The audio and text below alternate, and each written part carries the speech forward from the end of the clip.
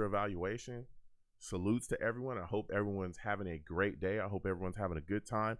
It's time to talk Jets. Call in 515-602-9639. Lines are open right now. Lines is open. You know what I'm saying? We're going to get into it in just a second. I'm going to connect the audio and we're going to get on with the show. So give me 1 second, folks. I'm about to connect the audio. Hold on.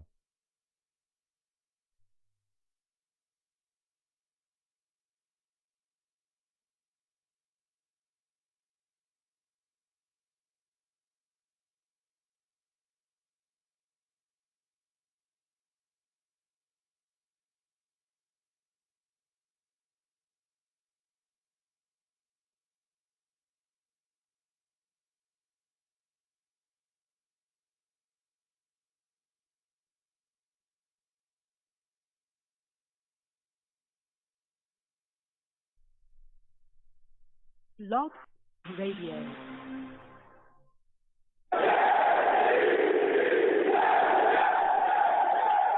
What's going on, folks? It is your boy, Long Beach Joe, and I am back at it again.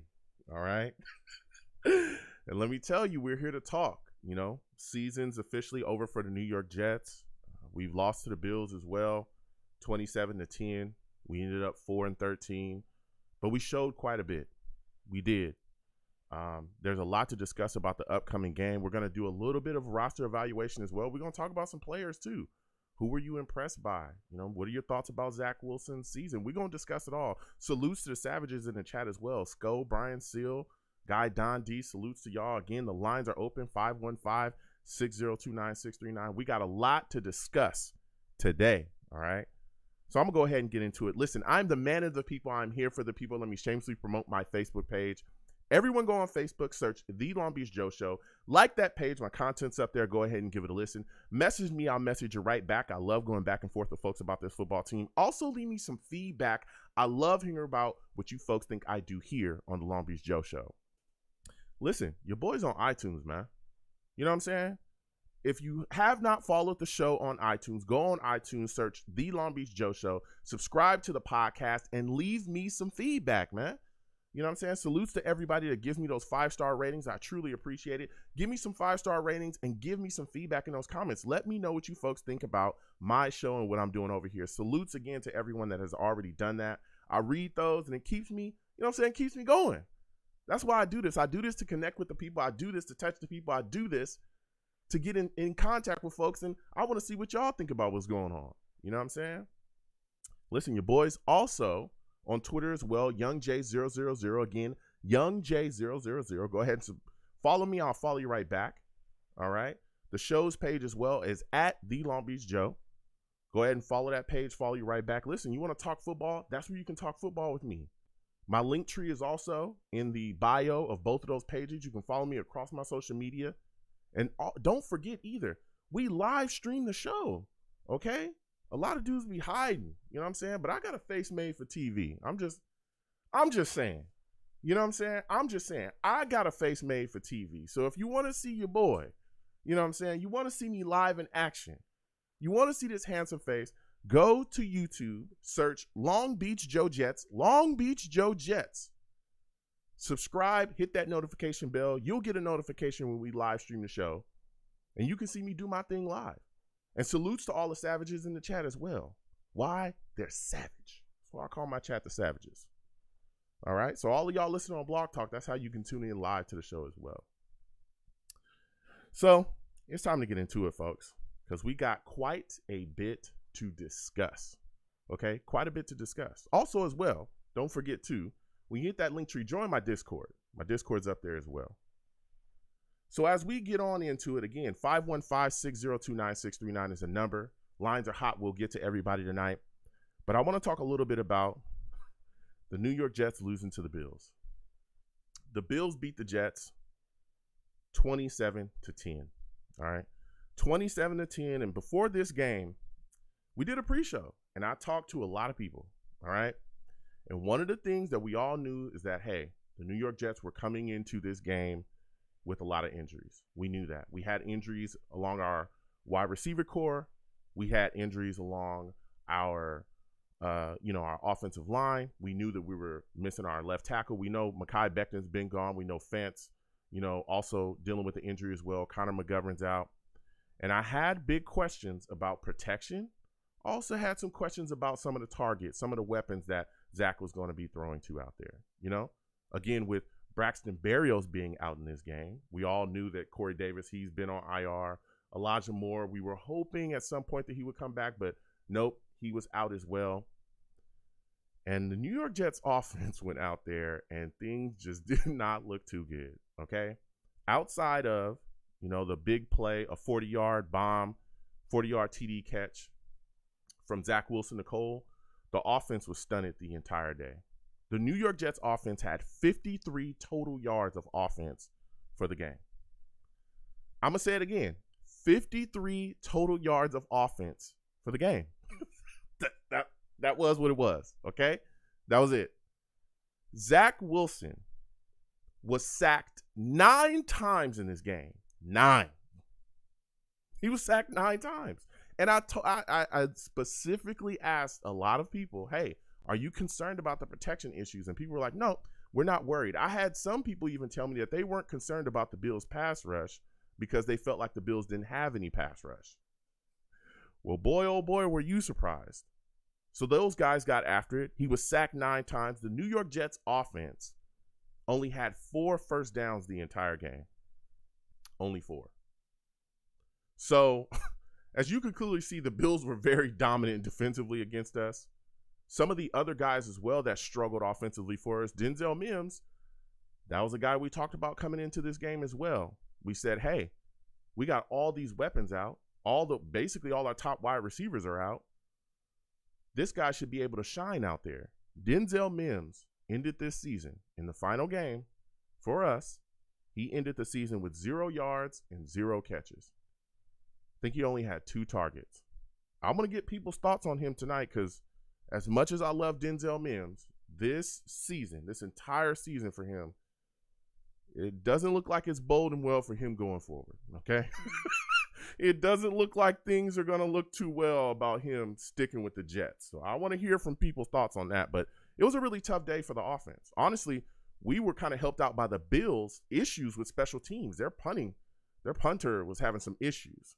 And we kind of benefited from some of the field position that we were able to get. But boy, oh boy, did this offense struggle. Then you look at the defense, and the defense was phenomenal. The defense is what truly kept the New York Jets into this game. It was like 10-13 going in the third quarter.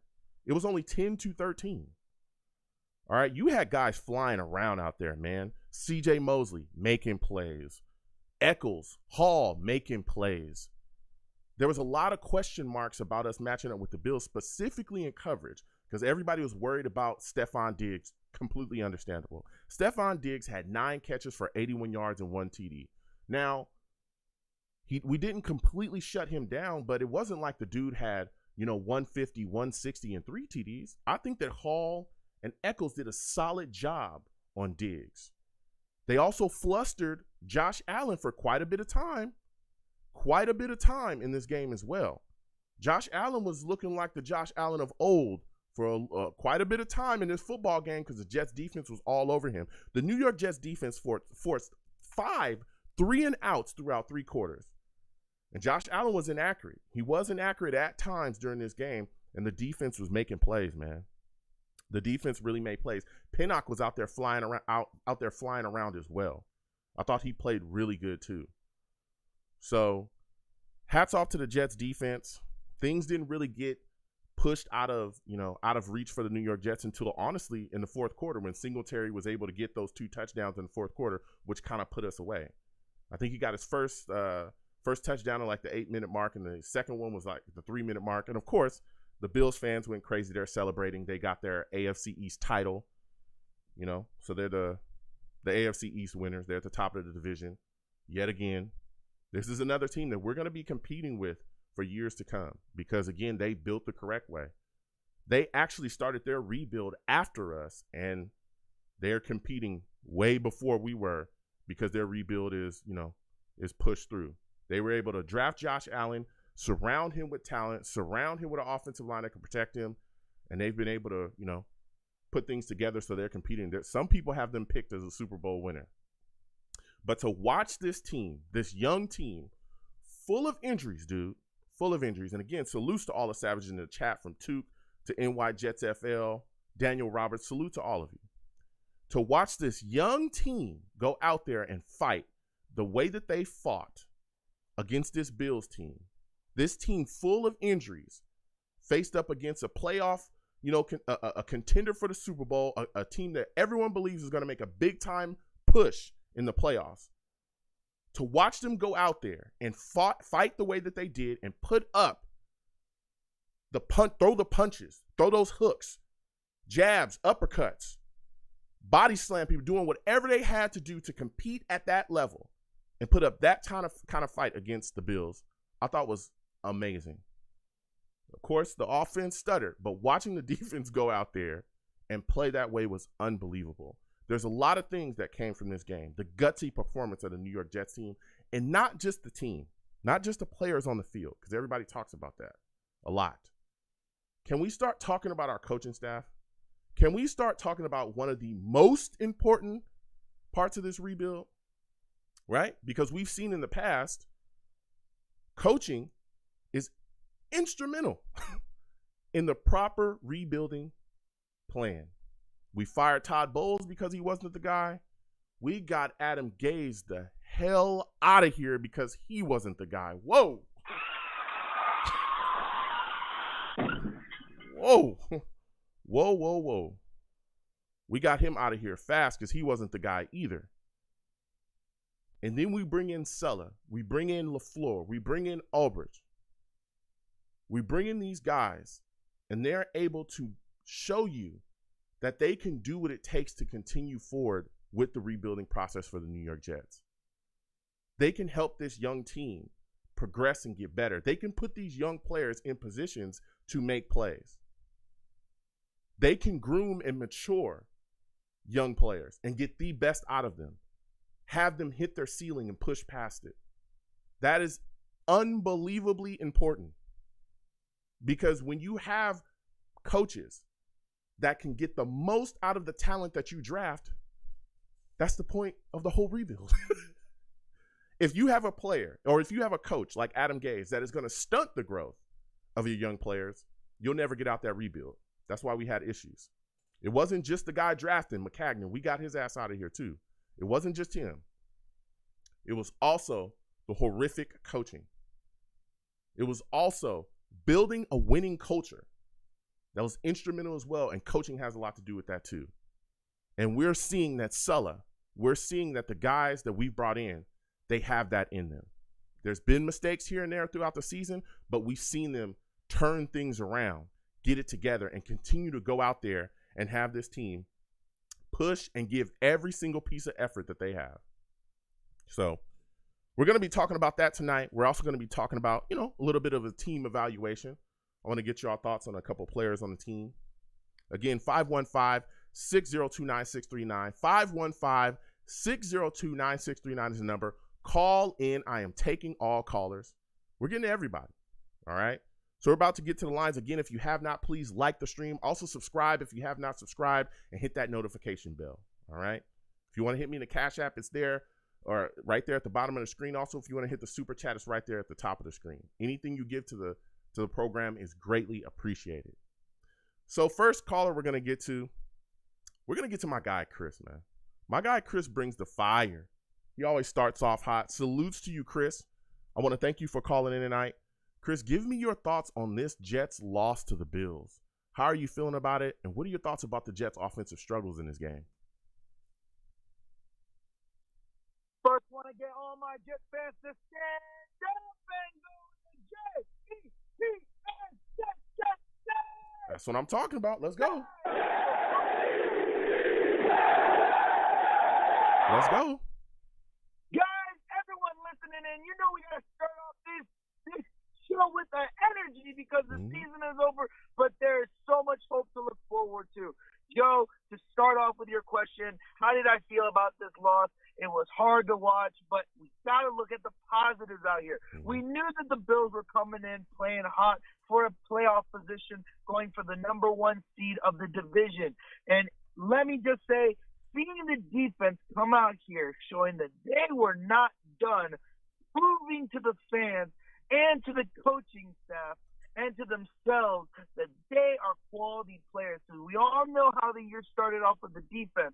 It started off really hot, and then all the way through it started to dim down, and we saw the offense starting to pick up. But the defense wanted to show, hey, we are still in it. And they kept Josh Allen and his offense to multiple stops on downs and everything. So I'm really proud to see the defense really show up here. And one thing I asked for from offense, and I predicted that we wouldn't win this game, but I wanted to see a fight, and Zach Wilson did one thing we all wanted: no interceptions. This kid finished off the season hot. This kid finished off saying, I'm not going to go out looking like I'm still nothing. I want to show people I can do it. And when he took shot after shot, even with players that were 5th to 6th stringers.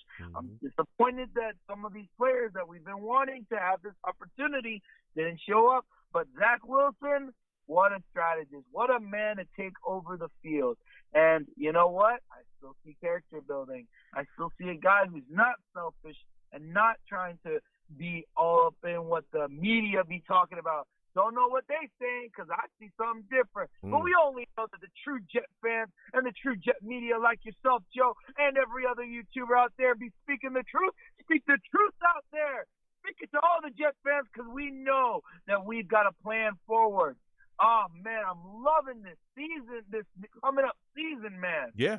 I mean, you're talking facts right now, Chris. You spitting some hot takes. So when you look at this game, just to talk a little bit more about it, one of the things that I saw and I was concerned with was the 9 sacks, okay? Zach Wilson was getting hit constantly. How concerned were you watching this game that he might get himself injured or, this offensive line might allow him to get injured with all the hits that he was taking in this game? It was definitely concerning. Seeing him try to show and implicate that he was still a mobile quarterback, but just knowing that this offensive line, the amount of injuries we had gone through, and we all pretty much predicted it. And if you kind of watch the video, you could see that Zach himself, every time he took a snap, he was already in motion of escaping the pocket because I think it was already pre-assured and pre-planned from the beginning that Matt LaFleur probably talked to Zach Wilson on the side saying, listen, there's more than likely a chance this offensive line is going to break up. So do whatever you can not to get caught. Try to make good decisions, but no matter what, try to land yourself right. And if you watch how Zach Wilson kept trying to protect the ball, but also try to take a hit, but also position himself as he took the hit, you kind of could pre-predict that Zach Wilson was ready for a rough ride this game. But I'm still happy he came out not limping. He didn't come out saying I got a sore arm or a busted up shoulder or a concussion or anything. The kid fought his way through. And again, just like I said, this kid is showing such leadership, saying, hey, it's not on my offense. It's not on my offensive line. It's not on my receivers. It doesn't matter who I'm throwing to or who's protecting me. I got to be a better quarterback to show that I can play this game. It's on me. What character we got here, man. That's what I'm talking about. Let me just say that. There we go. Yeah, and you're talking about that, Chris. You're talking about this guy really showing moxie, guts out there. I don't like seeing him get hit a lot, but, it is what it is. So for you, when you look back at this season so far, because, again, Joe Douglas even came out and talked about how he needs to become a better GM going into the offseason. He needs to make some moves to ensure that the roster and the talent and the results kind of step up for this football team.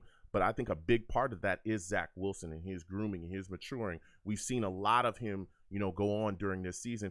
What is your evaluation, looking back at the rest of the season, of Zach Wilson at this point? What are some of the things you think he needs to work on? What are some of the things that surprised you as the season continued going forward with him? One thing for sure, as far as if we're focusing on Zach and what we want him to work for this off season, I think it's a big note that both Robert Saleh and Mike LaFleur mentioned it in their last conference, that Zach Wilson needs to take a little break, probably take his mindset and calm himself and reevaluate himself as a person to enjoy life, because now that the season's over, he did come from college into the NFL, nonstop work. Now he solidified his position, he solidified his work ethic, and has shown everything. So take a break, but I definitely am looking forward to knowing the progress. I think he's going to put himself down in the playbook. He's definitely, you love to hear that he's going to keep communication between both his offensive coach and his quarterback coordinator. But I actually have a question for you about this, Joe, because I thought I heard about this, and I'm not sure if maybe I'm misunderstanding, but I always thought that the trainer that the quarterback would have off the off season, if the team were to sign his trainer, technically the player could no longer train with him during the off season if still employed and such. So that's something I was curious about, because a lot of people told me, well, it's great that he got hired, but now he won't be able to work with him. But then I hear news that he's going to be working with him still. So what's the feeling on that? What's the info that maybe I'm missing here? I know that there was a lot of confusion as far as how long he was even going to be staying on the staff.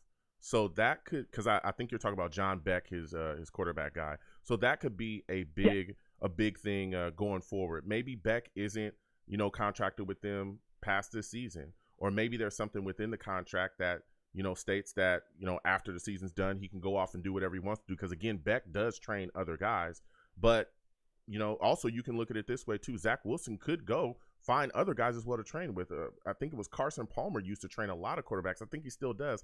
I think his brother does as well. So there's a lot of avenues and routes that he can go to continue to get better as a QB working with different guys. But maybe, again, Beck could still be the guy, that's going to continue to work with him going forward. So I think that that's something that will benefit him as well. We've seen a lot of quarterbacks do that. One of the guys, again, within the division, Josh Allen, talked about it, how he sat down with quarterbacks coaches one offseason, and they helped him rework his mechanics along with his offensive staff. And he came back last season and was an MVP candidate.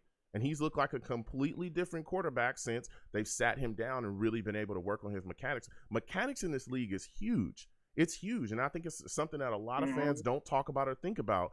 The second that you can get a quarterback that has solid mechanics, that can go through progressions well, I'm telling you, it's a high percentage that they're going to be able to work out in this league. Mechanics is just the way you throw the football, how quickly you get the ball out of your hands. Your throwing motion matters a lot in this league. That's one of the big knocks right now on Trevor Lawrence. His throwing motion is really long, and what happens? Cornerbacks, safeties, a lot of defenders in the NFL are able to look at him, see where he's throwing the football, and get there. You're playing top-level athletes. 1 second, a tenth of a second in the NFL is big. It's huge when you got guys running out there at the speed and everything they're doing. Since you brought up Trevor Lawrence, I got to bring this up, man. I'm kind of loving it. Look, since you brought up Trevor Lawrence, how about the fact that everyone is now boasting about this kid again after beating the Colts? Out of all the teams that these Jaguars beat, that was anything, it was the Colts. Yeah. And now everyone's like, oh, Trevor Lawrence. And you know what? I'm okay with it, because I want people to not pay attention to us. I want people to not put the light spot on us right now, because I want us to be a real big surprise. We've now got the coaching staff into the recess bowl, Senior Bowl, and the last time we ever went there, we had a coaching staff. We had the Zack exchange opportunity of drafting some of the greatest defensive linemen in NFL history, and I have a real good feeling about this. Joe Douglas has got a schemy little plan here, and I have never been more happy. Can I not get a bunch of likes and cheers for how the GM and the coaching staff look so well blended together? Have you ever seen such a well-rounded group right now? Listen. Such respect and hope. Listen, Chris. Listen, I'm telling you. And again, like you said as well, them going to the Senior Bowl, I was going to talk about as well as the show continues. Them going to the Senior Bowl and being able to touch and talk to those players and get real in-depth insight within those players' psyche, the way that they play, things that they could end up doing within their scheme is huge for us. And I like that they did that. I truly like that. Now, my next question for you, Chris, My final question for you is, when you look at some of the roster building that's gone on, Joe Douglas, again, has talked about being a better GM. We got a free agency coming. We got a big draft coming as well. When you look at our past draft, our last draft, the 2021 draft, what rookie to you impressed you the most from this most recent draft? I would have to say, out of any of the rookies right now, my biggest surprise has to be Elijah Vera Tucker. But, and I'm just super proud to know that the risk that Joe Douglas took to move upward really this season exceeded the fundamental fact that he made the right choice, because I would be majorly disappointed knowing that he could have been taken sooner after seeing this season. Elijah Vera Tucker, what an amazing player he's been. And you just look forward to seeing how he has done with George Fant. Yep. You want to know what can be, and you just have a big imagination. I'm going to let you go, George. Hey, J-E-T-S, Jet, 2023. Listen, salutes to Chris. We're going to keep getting to these lines. He brought the fire early. We're going to keep it moving. Again, 515-602-9639, 515-602-9639. Call in. Please be patient. We'll get to everybody. Next, I'm going to my guy, 973. 973, we're coming directly to you. Salutes to you, my friend. I want you to give me your thoughts on this loss to the Bills, 27-10. How'd you feel about the New York Jets offense going out there and only getting 4 first downs the entire game? What offense? That was offense? Oh boy, that was awful. I'm not surprised by the result of the game, to be honest. Yeah. I mean, it is against Buffalo, and we play up there in the middle of the frozen tundra. Well, their version actually, of the frozen tundra. I didn't expect much of it all. I expected them to lose. Mm-hmm. But did I expect this anemic performance of offense? No, that was even too much for that. Mm-hmm. I mean, really, we should have put up some kind of offensive numbers there. But and nine sacks. I mean, that was not a game. It could have been a lot worse. It could have been 47. It could have been 57 the way they were going. Luckily, it was only that. It was what it was. Yeah. But absolutely pathetic. It was one of the worst games all year. Yeah. Yeah, I look at the situation. I look at the situation. I say to myself, we came in with a lot of injuries. We all knew that. There were some things going on, again, along our offensive line. But I look at the situation and I say, okay, Zack went out there and did the best that he could do. Again, we only had 53 yards of offense the entire game, but Zack had no turnovers. Zack went out there and played as best as he could with no protection. He was running around for his life, couldn't really do anything. And to me, that shows growth because, again, earlier in the season, we saw Zack force a lot of footballs when he was under pressure. We saw a 4-interception game against New England, and we were like, what the heck is going on out here? So my question for you is, when you look at this entire season, what is your evaluation of Zach Wilson up until this point?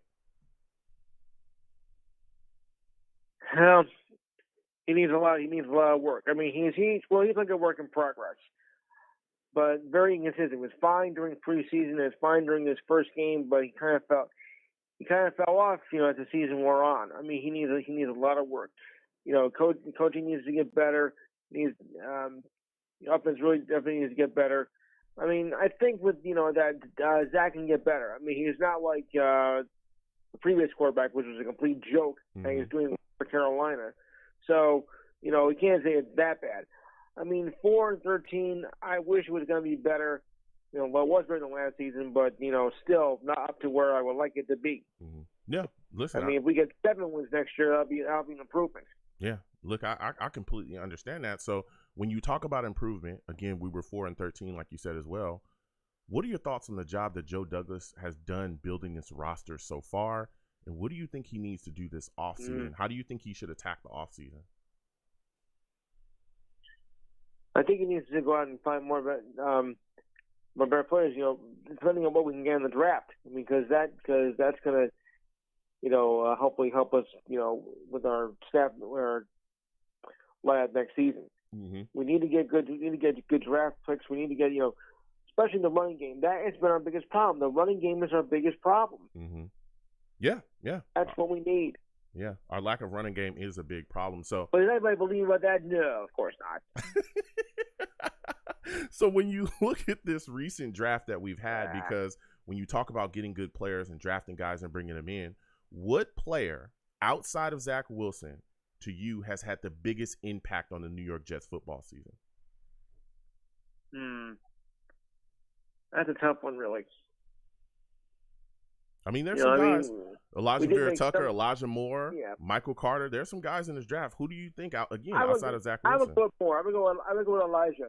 I would go with Elijah. Okay. Elijah Moore or Elijah Vera Tucker? Elijah Moore. Okay. Why do you think that? No, I've seen Elijah play this season, and he's looked like he was, I think, one of the best players on the team. Or, watching him play, I really liked his performance this year. Mm-hmm. Yeah. I mean, Zack has to work on not getting sacked so much and injuries, because we don't want to see that what happened with our previous quarterback. Yeah, absolutely. I mean, you're bringing the heat, man. I ain't gonna lie to you. You're bringing the heat right now, bro. Again, I want to thank him for calling in. We're going to keep moving to the lines. Again, 515-602-9639. 515-602-9639 is the number. Call in. But before we get to that, my guy, True Senate, I want to thank him with the big donation. I said I want to thank True Senate with the big donation. Salutes to True, man. I want to thank you again for giving to the platform. I greatly appreciate that. You know what I'm saying? This is what we do it for. We're all about it, and we're going to keep on moving. So again, salutes to you, True Senate. Salutes to you, my friend. So we're going to keep getting to these lines. Again, 515-602-9639. 515-602-9639 is the number. Call in. We're talking about it all. We're talking Jets, Bills. We're talking, Joe Douglas. We're talking Robert Saleh. We're even talking about, the coaches that got fired. Matt Nagy, gone. Zimmer, gone. Fangio, gone. Joe Judge, he's gone too. They even Dolphins even fired Flores.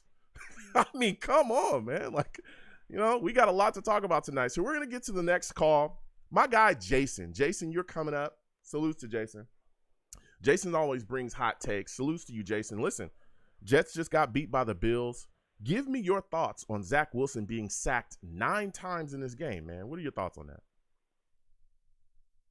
Well, to be honest, it sucks, but with all injuries on offensive linemen, we're going down to second, third string, and against a Buffalo that's good at pass rushing, it's to be expected, Yeah. When it sucked, but hey, you know what?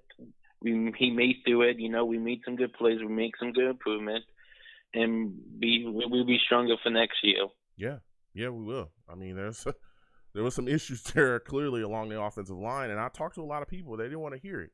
I was telling people, listen, Buffalo's got some guys that can get after it. And again, with all the things that we got going on, all these moving parts, we've got to be worried about what's going to go on here. And we saw, Connor McDermott struggle. We saw the offensive line really struggle with the heat that the Bills were bringing. I mean, we only had 4 first downs the entire game, 53 total yards of offense. It's kind of crazy, man. But my next question for you is, one of the guys that we were looking to make a play in this game that really didn't do anything was Denzel Mims. What are your thoughts about him at this point, man? And do you think that he's a guy that could end up being gone in the offseason?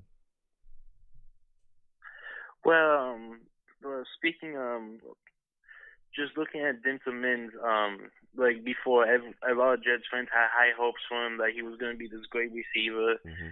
And at the beginning, it looked like he was going to be that receiver, but it just hasn't turned out to be like that. And it sucked because I wish he would be good, great, but it just seems like it might not work out here. We may chip him off this off season, and maybe he just needs somewhere else new. Maybe need new partner. Just need new team. Yeah. It looks like we're just gonna look forward because it ain't working out with this coaching staff. Yeah, listen, man, I get it. So when you look at this roster right now, because Joe Douglas is still working to put it together. He even said himself he feels like he needs to do a better job going forward, bettering the talent on this roster. Outside of Zach Wilson, man, what rookie from this recent draft class, this past one we just had, what rookie you think has had the biggest impact this season for us? Well, there's so many with this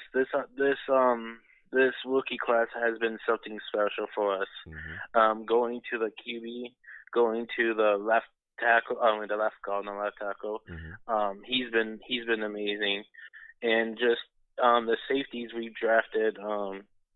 Actually, no, TV. Sorry, Michael Collar. All of them they've been good. They've been learning and all that. Yeah. But I have to give credit to Michael Collar. Every week in, week out, every time he plays, you see flashes of he could be something special. And I haven't seen a lot of people say this, but I think Michael Collar could be something special going forward. He could turn into a true number one for us. Yeah, I mean, listen, Carter is a guy, that has definitely made plays. So when you look at right now, one of the things that we were looking at as well is kind of the second year guys, the guys we were looking to really take a step forward. We were kind of disappointed in Denzel Mims, but you also heard Joe Douglas talk about Mekhi Becton as well. He's looking forward to him coming back next season.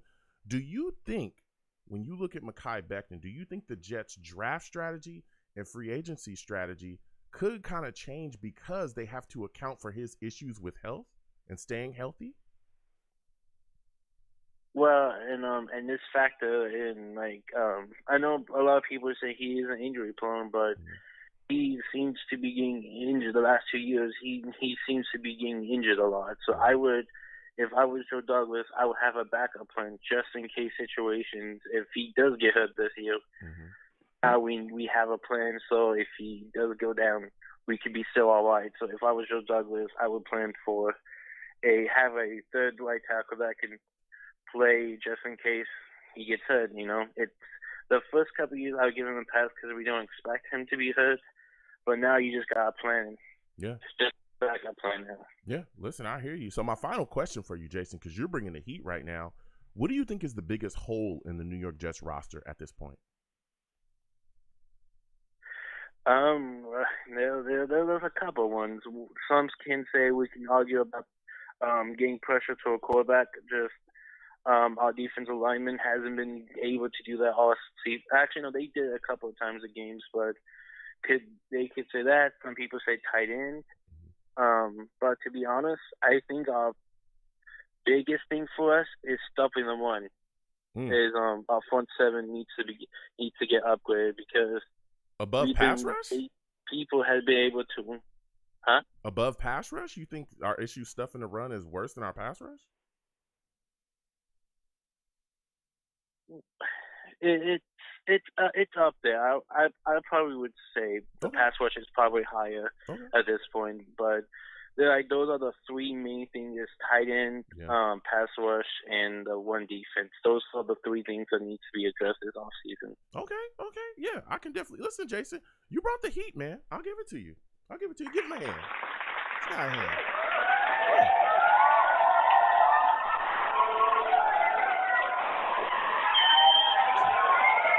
Listen, Jason, you brought some heat tonight, man. It was good to hear from you again. I got to get back to these lines. You have yourself a good night, all right, my friend?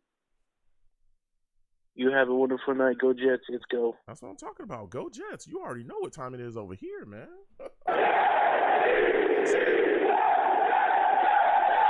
Again, we're going to keep getting to these lines. 515-602-9639. 515-602-9639 is the number. Call in. We are taking all callers. Again, when you call in, please be patient. We're getting to everybody tonight, and I know I have new callers. Please don't call in and hang up, call in and hang up, okay? When you do that, you will never be able to get on, okay? I can see you, okay? Just trust. I can see you. I will get to you. I want to hear your takes, and make sure, again, all my new callers, please make sure that your background is clear and good to go, all right? I know some of you work construction. You be on the jackhammer. You want to talk Jets with your boy Joe. Put the jackhammer down, all right, and walk down the block to a quiet space and talk to me, and then you can get back to your jackhammer. You know what I'm saying? But I need to hear you clearly, all right? That's all I'm saying. So next, we're going to get back to these lines. Again, 515-602-9639, 515-602-9639 is the number. Call in. Listen, I'm going to my guy, Mike from Bay Shore, okay? This boy be coming in with the heat. Listen, Mike is a savage. Savage.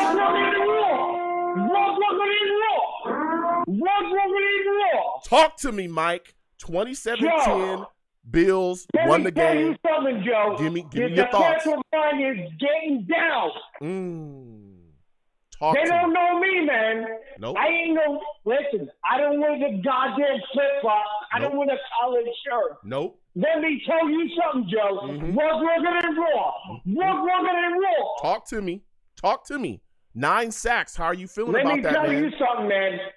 9 sacks. Zach Wilson, how you feeling? Anybody has something to say to me, meet me, 1423, Brooklyn Boulevard. Don't. He giving you the address. Don't you ever mess with me. He giving you the address. He's giving you the address. You can meet him. He's giving you the address. Talk to me.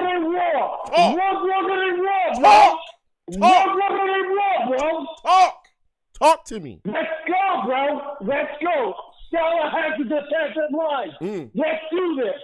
Let's do this, bro. If anybody has something to follow me, meet me at exit 42. That's what I'm talking about. Meet me at exit 42. Mike, thank you for calling. That's what I'm talking about, Mike. Thank you for calling. Listen, Mike talking that talk tonight, all right?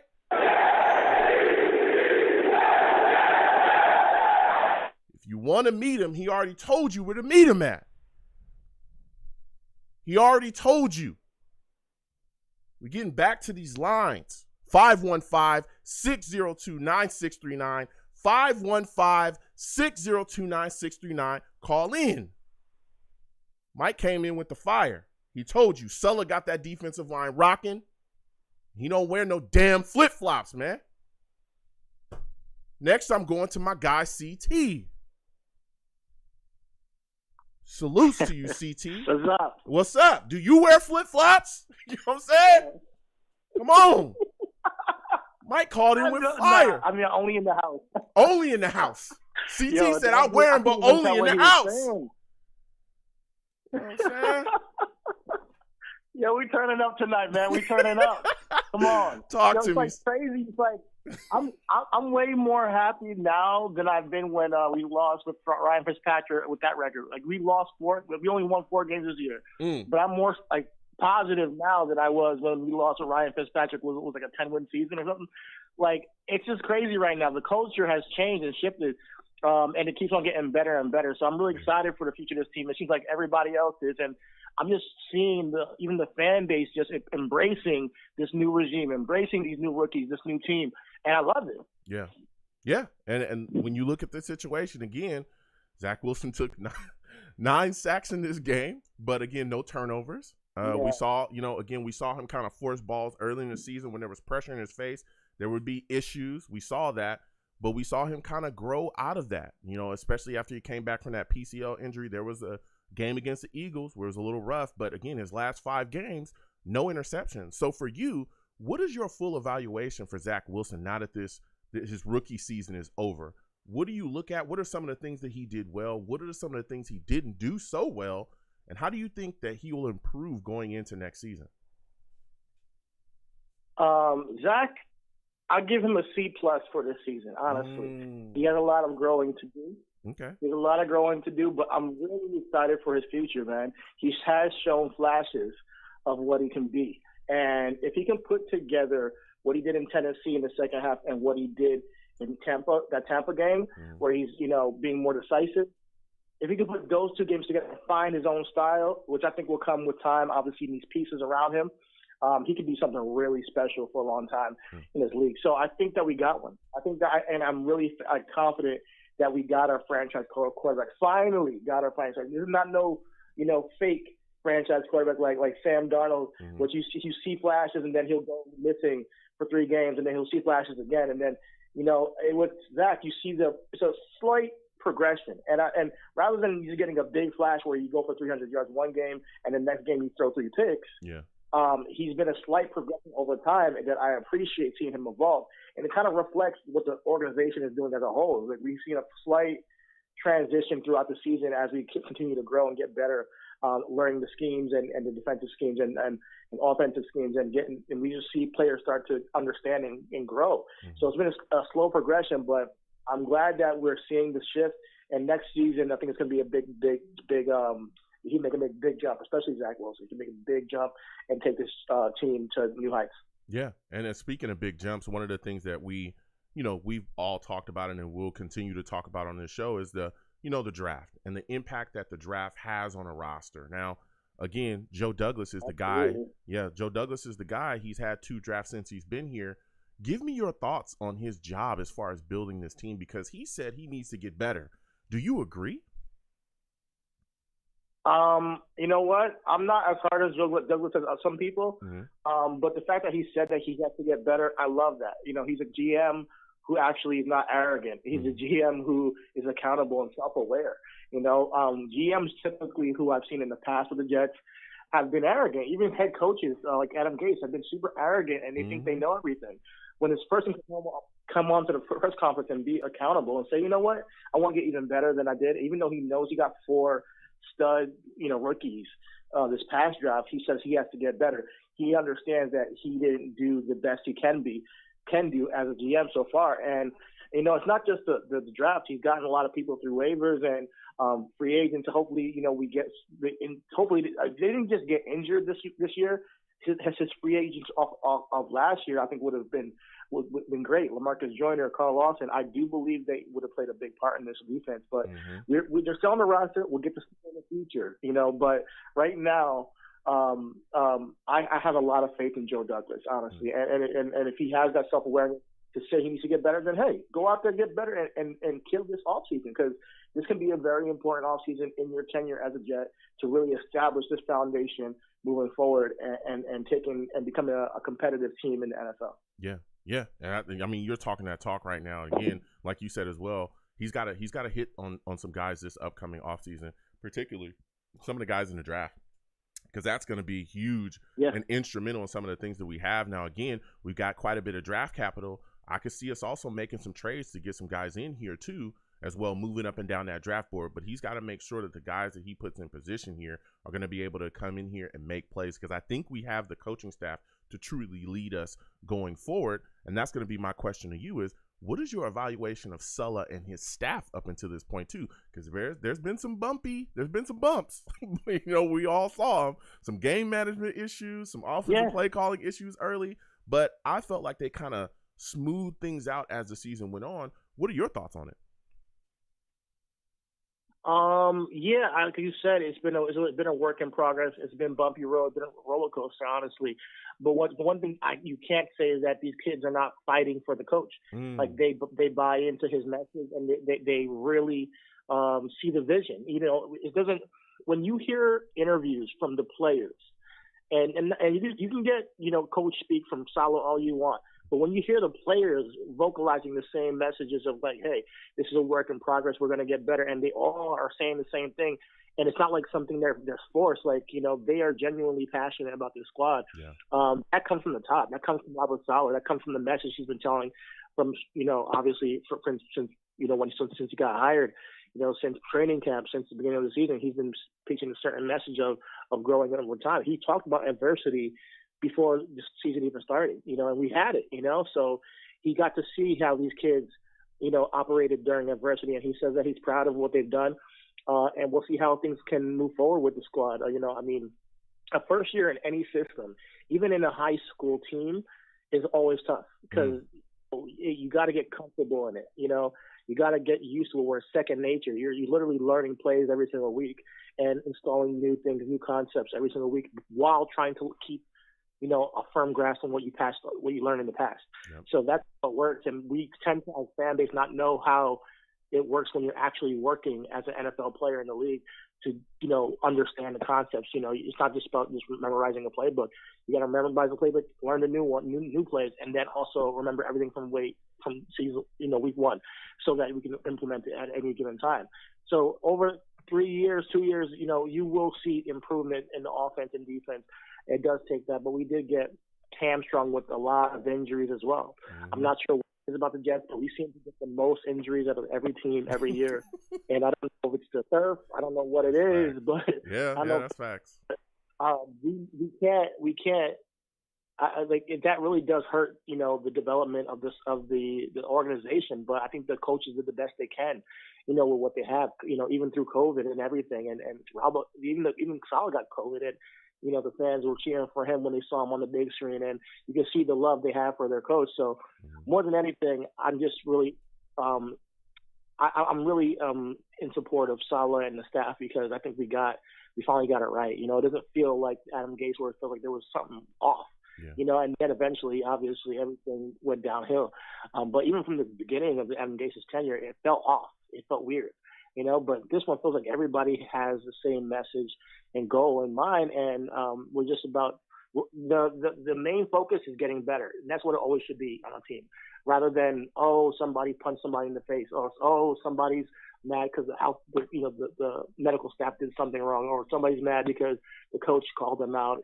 There's no drama happening during this year, and this is a breath of fresh air for New York Jets fans, honestly. Yeah, and even when there was drama that was trying to be started by some people in the mainstream media about Zach Wilson and him being selfish, it was kiboshed immediately by the New York Jets coaching staff. They said, hey, listen, he did what we told him to do, and that's it. We're not going to get too much into it. There was even some stuff going on, I remember, between, Rex Ryan and Sulla said, listen, he knows where I'm at. And he kind of left it alone and pushed through it. You know what I'm saying? Pull up. That's what he told Rex Ryan. Pull up. You know what I'm saying? Here we go. Pull up. That's what I heard. I heard, you know where I'm at. You pull up. But Rex Ryan did a whole 180 and I was like freezing at Robert Saleh. So if once you actually get to meet the guy Robert Saleh, it seems like you fall in love with him. And the staff is doing that. The players are, and even Rex Ryan, who had a harsh criticism of him, talked and then came back a week later and they got the right guy. So I'm excited, man. It's going to be a good offseason, and we got the Senior Bowl, and we're coaching the Senior Bowl, so that's a huge advantage in scouting. Yeah. So it's going to be interesting. It's going to be exciting to see what happens this offseason for us. Yeah, it is. And when you talk about scouting, you talk about the draft again. We just got done talking about Joe Douglas, and that Senior Bowl I think is going to be huge, and it's great that they're coaching it because again, they're going to get to sit down with a lot of those players and be able to watch them in person. They're watching these guys. They're being able to talk to these guys. They're figuring out what their mentalities are. They can do a lot of really great in-depth scouting, being that close to players. So, but when you look at Joe Douglas so far and how he's put this roster together, I want to talk to you a little about the 2020 draft class. That was Mekhi Becton and Ashton Davis and Zuniga and all these guys. When you look at the impact of the second year players, what second year player do you think had the greatest impact out of that class so far? Oh, definitely Bryce Hall. Mekhi Becton, it would be him to get thing on the field. But because when Mekhi Becton is on the field, he looks like the best tackle in the league. Like really, like one of the best in the league. But if you can't be on the field, then the best ability is availability. And Bryce Hall, he had an injury last year, but he came back this year, and he pretty much played every single game, and he's improved and a ton.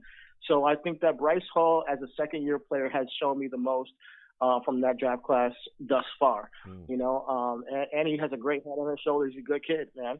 So I think that as time goes on, he's going to get better and better at being a cornerback in this league. You got to understand, like, even Denzel Mims, people have been hard on him because he's had a rough season, and he had a rough season last year too. But he had a rough start to his career in the NFL. But when it comes to even Mims, it takes time for these young cats to get. Some people are not gonna be a Michael Carter or Elijah Moore off the rip. They're gonna be developmental guys who then will pop one day and like, whoa, I didn't know you guys had that skill. I think Denzel Mims showed me a lot last year when Flacco got in the game, and he made some incredible catches. So even if he's not on our squad, I think Denzel Mims in the future will be a good player and he will have a good career. But yeah, if you're talking about out of what we've seen so far, there's no. I don't think anybody would say that Bryce Hall is not the best player from that draft in terms of production. Yeah. I mean, I'm telling you what, Bryce Hall has been phenomenal. Like you said as well, though, Denzel Mims has been a pretty big question mark, and I think Ashton Davis has been a question mark from that that draft as well. Those are two guys we were looking to see get a bit more out of, especially again when you look at our safety position where we're going into the offseason with that. There's questions about, whether Marcus May is going to be here or not. You would hope that Ashton Davis would have panned so that you can kind of, if you wanted to close the door on May, you could do that fully, trusting that you had a safety. Kyle Hamilton. I want Kyle Hamilton. Like, I know everybody is saying, like, oh, we don't need safety and all that stuff, and I get it. I get it. But to me, and I mean, everybody has their take because we need a lot of pieces on the squad. Yes, we do. But when it comes to our squad, number one needs, I think, is edge and safety. Those two are number 1 and 2 for me. Yeah. And I believe that in the first round, with that first pick, I think you should take one of those two positions. If you don't take edge, take a safety. What's up? Wait, you think that edge and safety is our number 1 and 2 needs? You wouldn't say edge and offensive line? I would say edge and offensive line. Here's what I would say about offensive line. I think here's what I would say about this. Safety, with Marcus May going out with an injury and probably not being on the team. Ashton Davis, sorry, he can start, but he's just not there yet. Okay. And Elijah Riley and Will Clark, they're not even, they're like practice squad players. Uh-huh. So when you're talking about a team, people like say, oh, okay, it's not a premium position. And I hear you, because some people think that it's not. And me personally, I get where you're coming from, because you're building from the trenches, you want to go back. Yeah. However, if there is a guy who looks like a generational safety, and if there is a guy at a position of need that high, that's just head and shoulders above the rest of their draft class in that position, take them, because it's a need. We literally don't have a safety. Like, Ashton Davis is all right. Like, he's average. And I hear you, CT, but again, that's why I understand you're talking about, and a lot of people talk about him being generational safety. I want to be very clear when I say this. I'm not saying that the kid's a bad player or he sucks. I think he's great. What I'm saying is that you can win in this league without safeties. You can look at the last time that we also lose without safety too. Well, no, there's a lot of games we lost this year. Yeah, but a lot of the games we lost this year were due to what? Due to the fact that we had no pass rush. A lot of the games that we had this year were due to the fact that we couldn't properly protect Zach Wilson. A lot of the games that we had this year were due to the fact that we had no running game, and we only had a 100-yard rusher one time this season. We had a 100-yard rusher one time this season. I think that there are more pressing needs than safety. I understand people talking about him being a generational guy, and that's fine, but there's a generational guy another generational guy at center in this class that I think would greatly benefit us far more than drafting a safety. The 2 years that we went to the AFC Championship back-to-back, we didn't have Ed Reed as safety. We didn't have Troy Polamalu as safety. We didn't necessarily have a generational safety. We had Jim Leonard, who was a great safety that understood Rex's system. He was a great safety in his system. But Jim Leonard wasn't like Ed Reed, Troy Polamalu, or any of those guys. He was none of those guys. He was a guy that knew where he was supposed to go, and he was there. But you know what we did have with Rex? We had an offensive line that hid a trash-ass quarterback in Mark Sanchez, right? We had a running game that was dominant, that would just eat up the time of possession. And we had a pass rush that was generated via blitz and all these other things. And we had a corner that's literally shut down the entire side of a field. All those things that I just mentioned were impact positions. All of them. I feel like drafting a safety that high is doing exactly what we just did with Jamal Adams. It's doing exactly the same thing. Not having your impact position set, but drafting all these other positions that really in the scheme of things you cannot do because you don't have the luxury of doing that. We truly don't have the luxury. Okay. All right. Well, all right. Can I speak real quick? No, go ahead, CC. Because I hear you 100%. I completely hear where you're coming from, and I know my take is controversial because everybody's saying it's not a need, it's luxury pick and all that stuff. Mm-hmm. I said edge or safety. So we can take an edge in that position. I'm cool with it. Mm-hmm. The reason why I go safety number 2 is because we are the 32nd defense in the league. 32nd. That means we're last place. You know what? You know why? Because we're letting people go over the top, and it's not just the edge because we have to. We've got to secure the edge for us. Granted, but we've also let a lot of people off the top just score points on it, whether it be Stephon Diggs, whether it be Jamar Chase. Even I believe that we have to make sure that we can, even if it's not Kyle Hamilton. Yes, me personally, I would love to have him on our team, but I think that first pick should be defense. So when you talk about center and all that stuff, I get it. Tyler Linderbaum is going to be great. He's probably going to be a stud. And maybe we will draft him. I don't know, but I wouldn't take him with the first pick because I just feel like get a stud defensive player first because we need some help. Even if it's edge, I don't care. Like get an edge, but you can't. You say you want to help your quarterback out. Listen, if they're putting up 30 points a game almost every single game at average on our team, it doesn't help your quarterback win games. It doesn't. Well, if he loses by 3 points, guess what? He's still lost. Yeah. No, listen, and CT, I hear you, but here's my rebuttal to that. The reason why I say that I will take Linderbaum at this point, okay, everybody, again, we'll continue to talk about the draft. We'll continue to talk about free agency. These shows are year-round for those of you that are new and listening. Listen here. The reason why I'm taking a center is because we need a center. Dude, he just got sacked 9 times. And a lot of people are thinking, oh, well, it's because of the injuries and all these things. No, does anybody remember that earlier in this year, Zach Wilson was running for his life every game?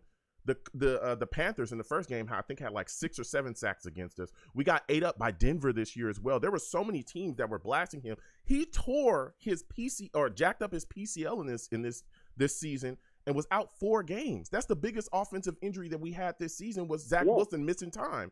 So my whole deal is this.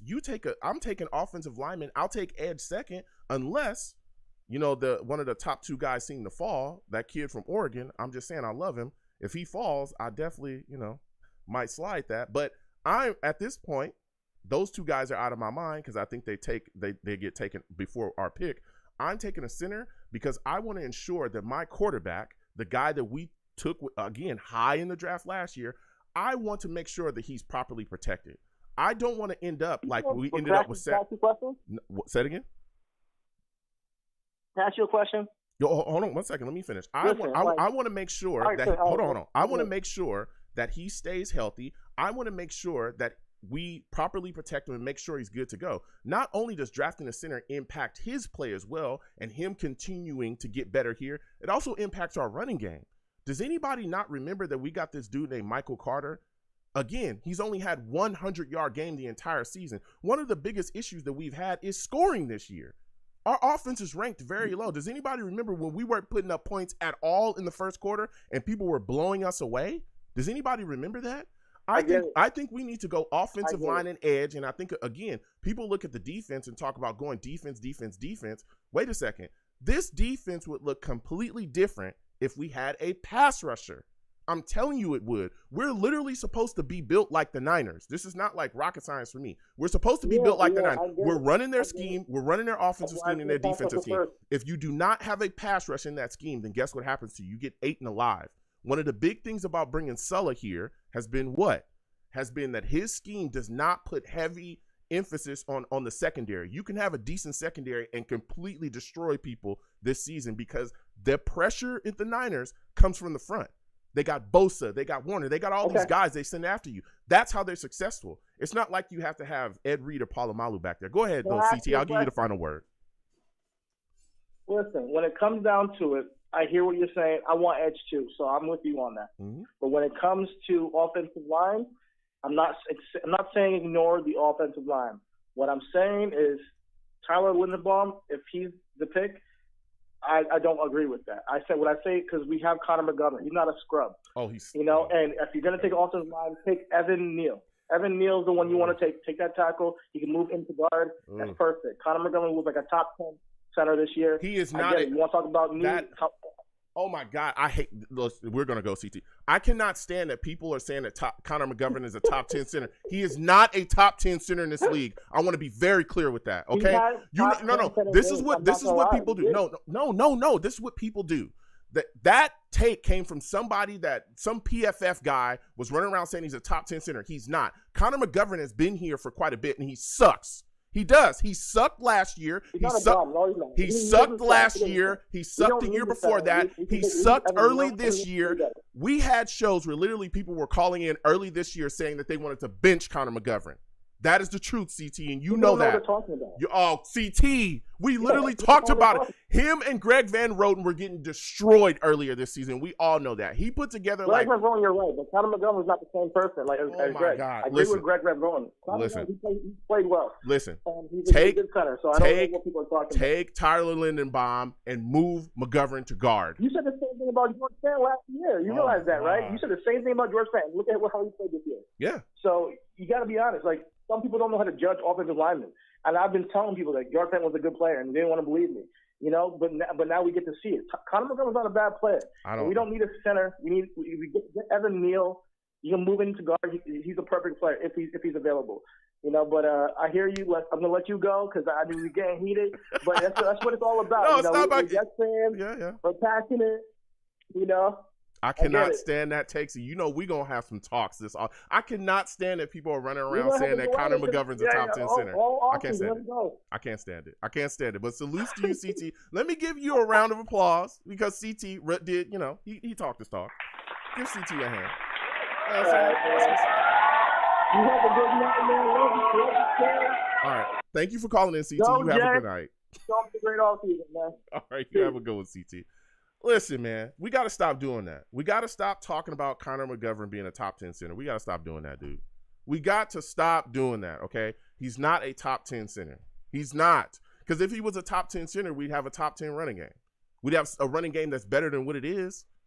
Come on, guys. We got to stop doing that. We got to stop saying that. 515-602-9639. 515-602-9639. Call in. I am taking all callers. I'm getting to everybody. Rusty, Angelo, Jacob, we'll get to you in a second. Salutes to my dude, Steve. Steve calling in with the heat. Salutes to you, Steve. I'm going to him.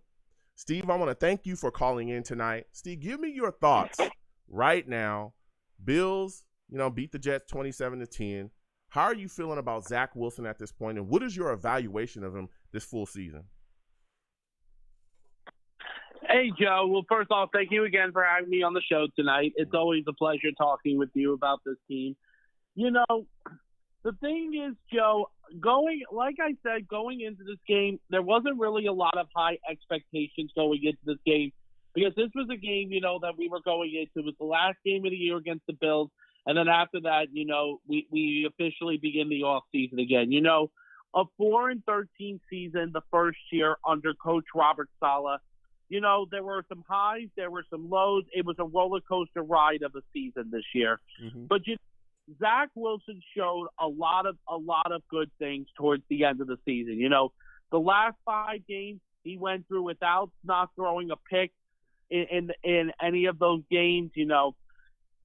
Showing a lot of promise. And I'll say one thing. Now, besides Zach Wilson, the other rookie I think that stood out this year for us that I am excited about the future is Elijah Moore. Mm-hmm.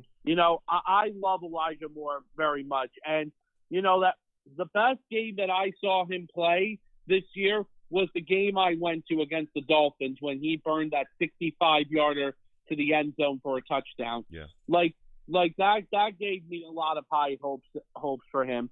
I'm just excited for the off season to now begin. And the thing is, it already is off to a great off season for the Jets because we are going to the Reese's Pieces Bowl, Senior Bowl, to see all of these upcoming players in the draft. It'll be us and the Detroit Lions in the Reese's Bowl, which is going to be exciting because then it gives player the opportunities. Like I think I want to play for the Jets.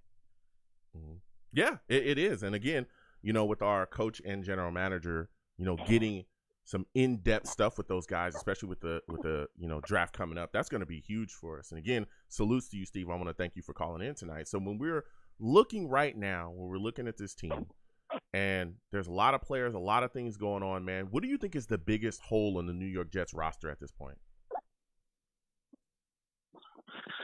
Okay.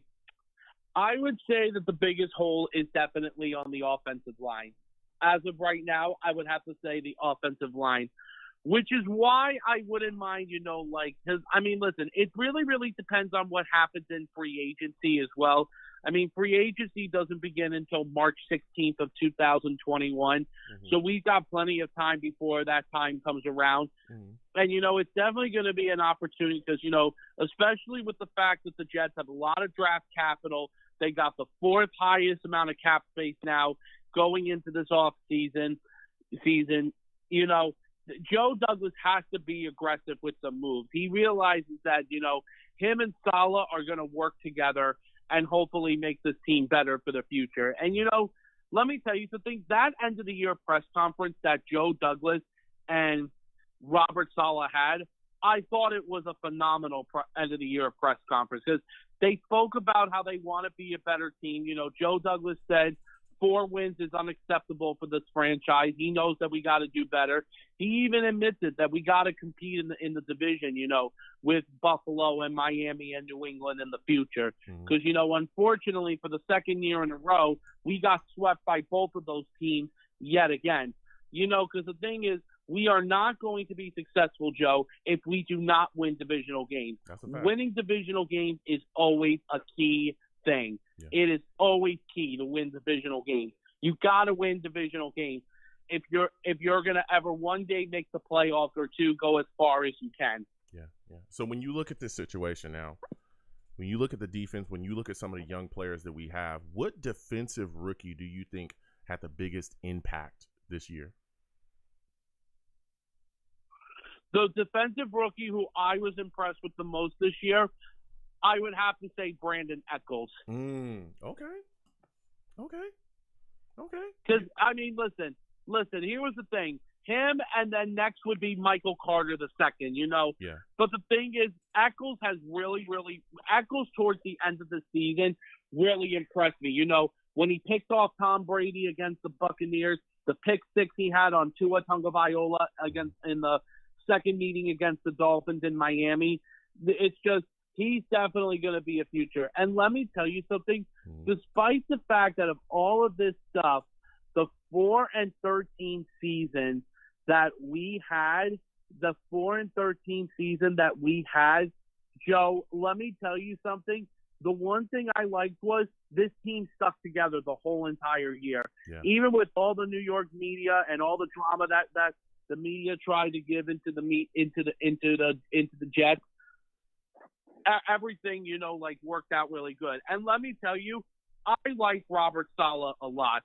Listen, Saleh came into this year, his first year as a head coach, he came into a very, very, very bad situation that the Jets were in when they had Adam Gase, you know, the last couple of years prior.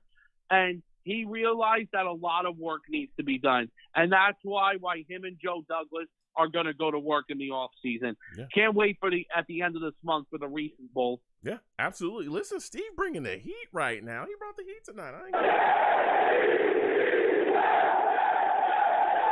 Now, my final question before I let you go, Steve, when you look at Joe Douglas, you talked a bit about, you know, being excited about Mekhi Becton coming back next year. We all know Mekhi Becton suffered an injury. He was out. Do you think that Mekhi Becton's issues staying healthy will augment the New York Jets draft plans or plans in free agency? It would definitely be a good idea to address Mekhi's position because, you know, just in case if Becton does get hurt. Listen, to this day, I will always say this, and I'm going to say this again. Mekhi got hurt this year because of Greg Van Roten. Greg Van Roten was the main reasons why Becton got hurt. It was because of him. And let me tell you something. I'm hoping that Mekhi definitely gets his stuff back together in the off season. You know, hopefully we'll get him ready to go for 2022. Now, Joe, there is one last thing I got to say before I go. Sure. And you even talking about it, about the coaches being fired, you know, on Black Monday yesterday. I mean, Vic Fangio, we obviously knew he was going to get fired. Yeah. Mike Zimmer, Matt Nagy, they were expected to get fired. Joe Judge, I guess the Giants owner is not. Well, the Giants ownership is still stupid, but Joe Judge, you know, gets fired. I mean, obviously he deserved to be fired after that horrible end of the season the Giants had. The biggest shocker was when Brian Florence got fired by the Dolphins. And as much as we hate the Dolphins, I actually do feel bad for him that he did get fired because he is a great coach. He is a good coach. Joe, how shocked were you on Brian Florence getting fired? Brian Flores, yeah, listen, Steve, I was I was blown away. I thought it was a joke. I literally had to go and I immediately stopped and made sure that the people that were saying that were like certified, they weren't hacked or anything like that. I couldn't believe it. I really couldn't believe it. And again, I hate the Dolphins. No, I can't stand them. So I was just like, okay, well, this is another bad move by them. But dude, he was a guy that literally we watched step in and kind of rejuvenate that football team. And when they were completely stripping their roster of talent, he still had those guys, a bunch of no-name guys out there competing and playing well. They smacked us, I think, twice that year when they were in there starting their rebuild and shipping off talent left and right. It's crazy. I just don't understand why they fired him. Joe, that was a season split. Mm-hmm. Joe, that was a season split, if you remember. Because remember, was it a split? We beat the Dolphins the second meeting that year. Okay. We beat them in the second meeting that year because of that pass interference rule. That's right. You're right. If it wasn't for that pass interference rule. Yeah, but Joe, one last thing, Joe. And the last thing I'll say before you let me go, the reason why the Dolphins been fired Brian Florence was because of the owner of the team. Listen, we said before how so many times the Johnsons are bad. Steven, the guy who's the owner of the Dolphins, Steven Ross, he's even worse at times. Ooh, man, he's awful. Listen, Steve, I want to thank you for calling in tonight, my friend. You brought the fire, man. You brought it. Hey, thank you, Joe. All right, you have yourself a good night, Steve. We're going to keep getting to these lines. Again, 515-602-9639. 515-602-9639 is the number. Call in. We are taking all calls. When you call in, please be patient.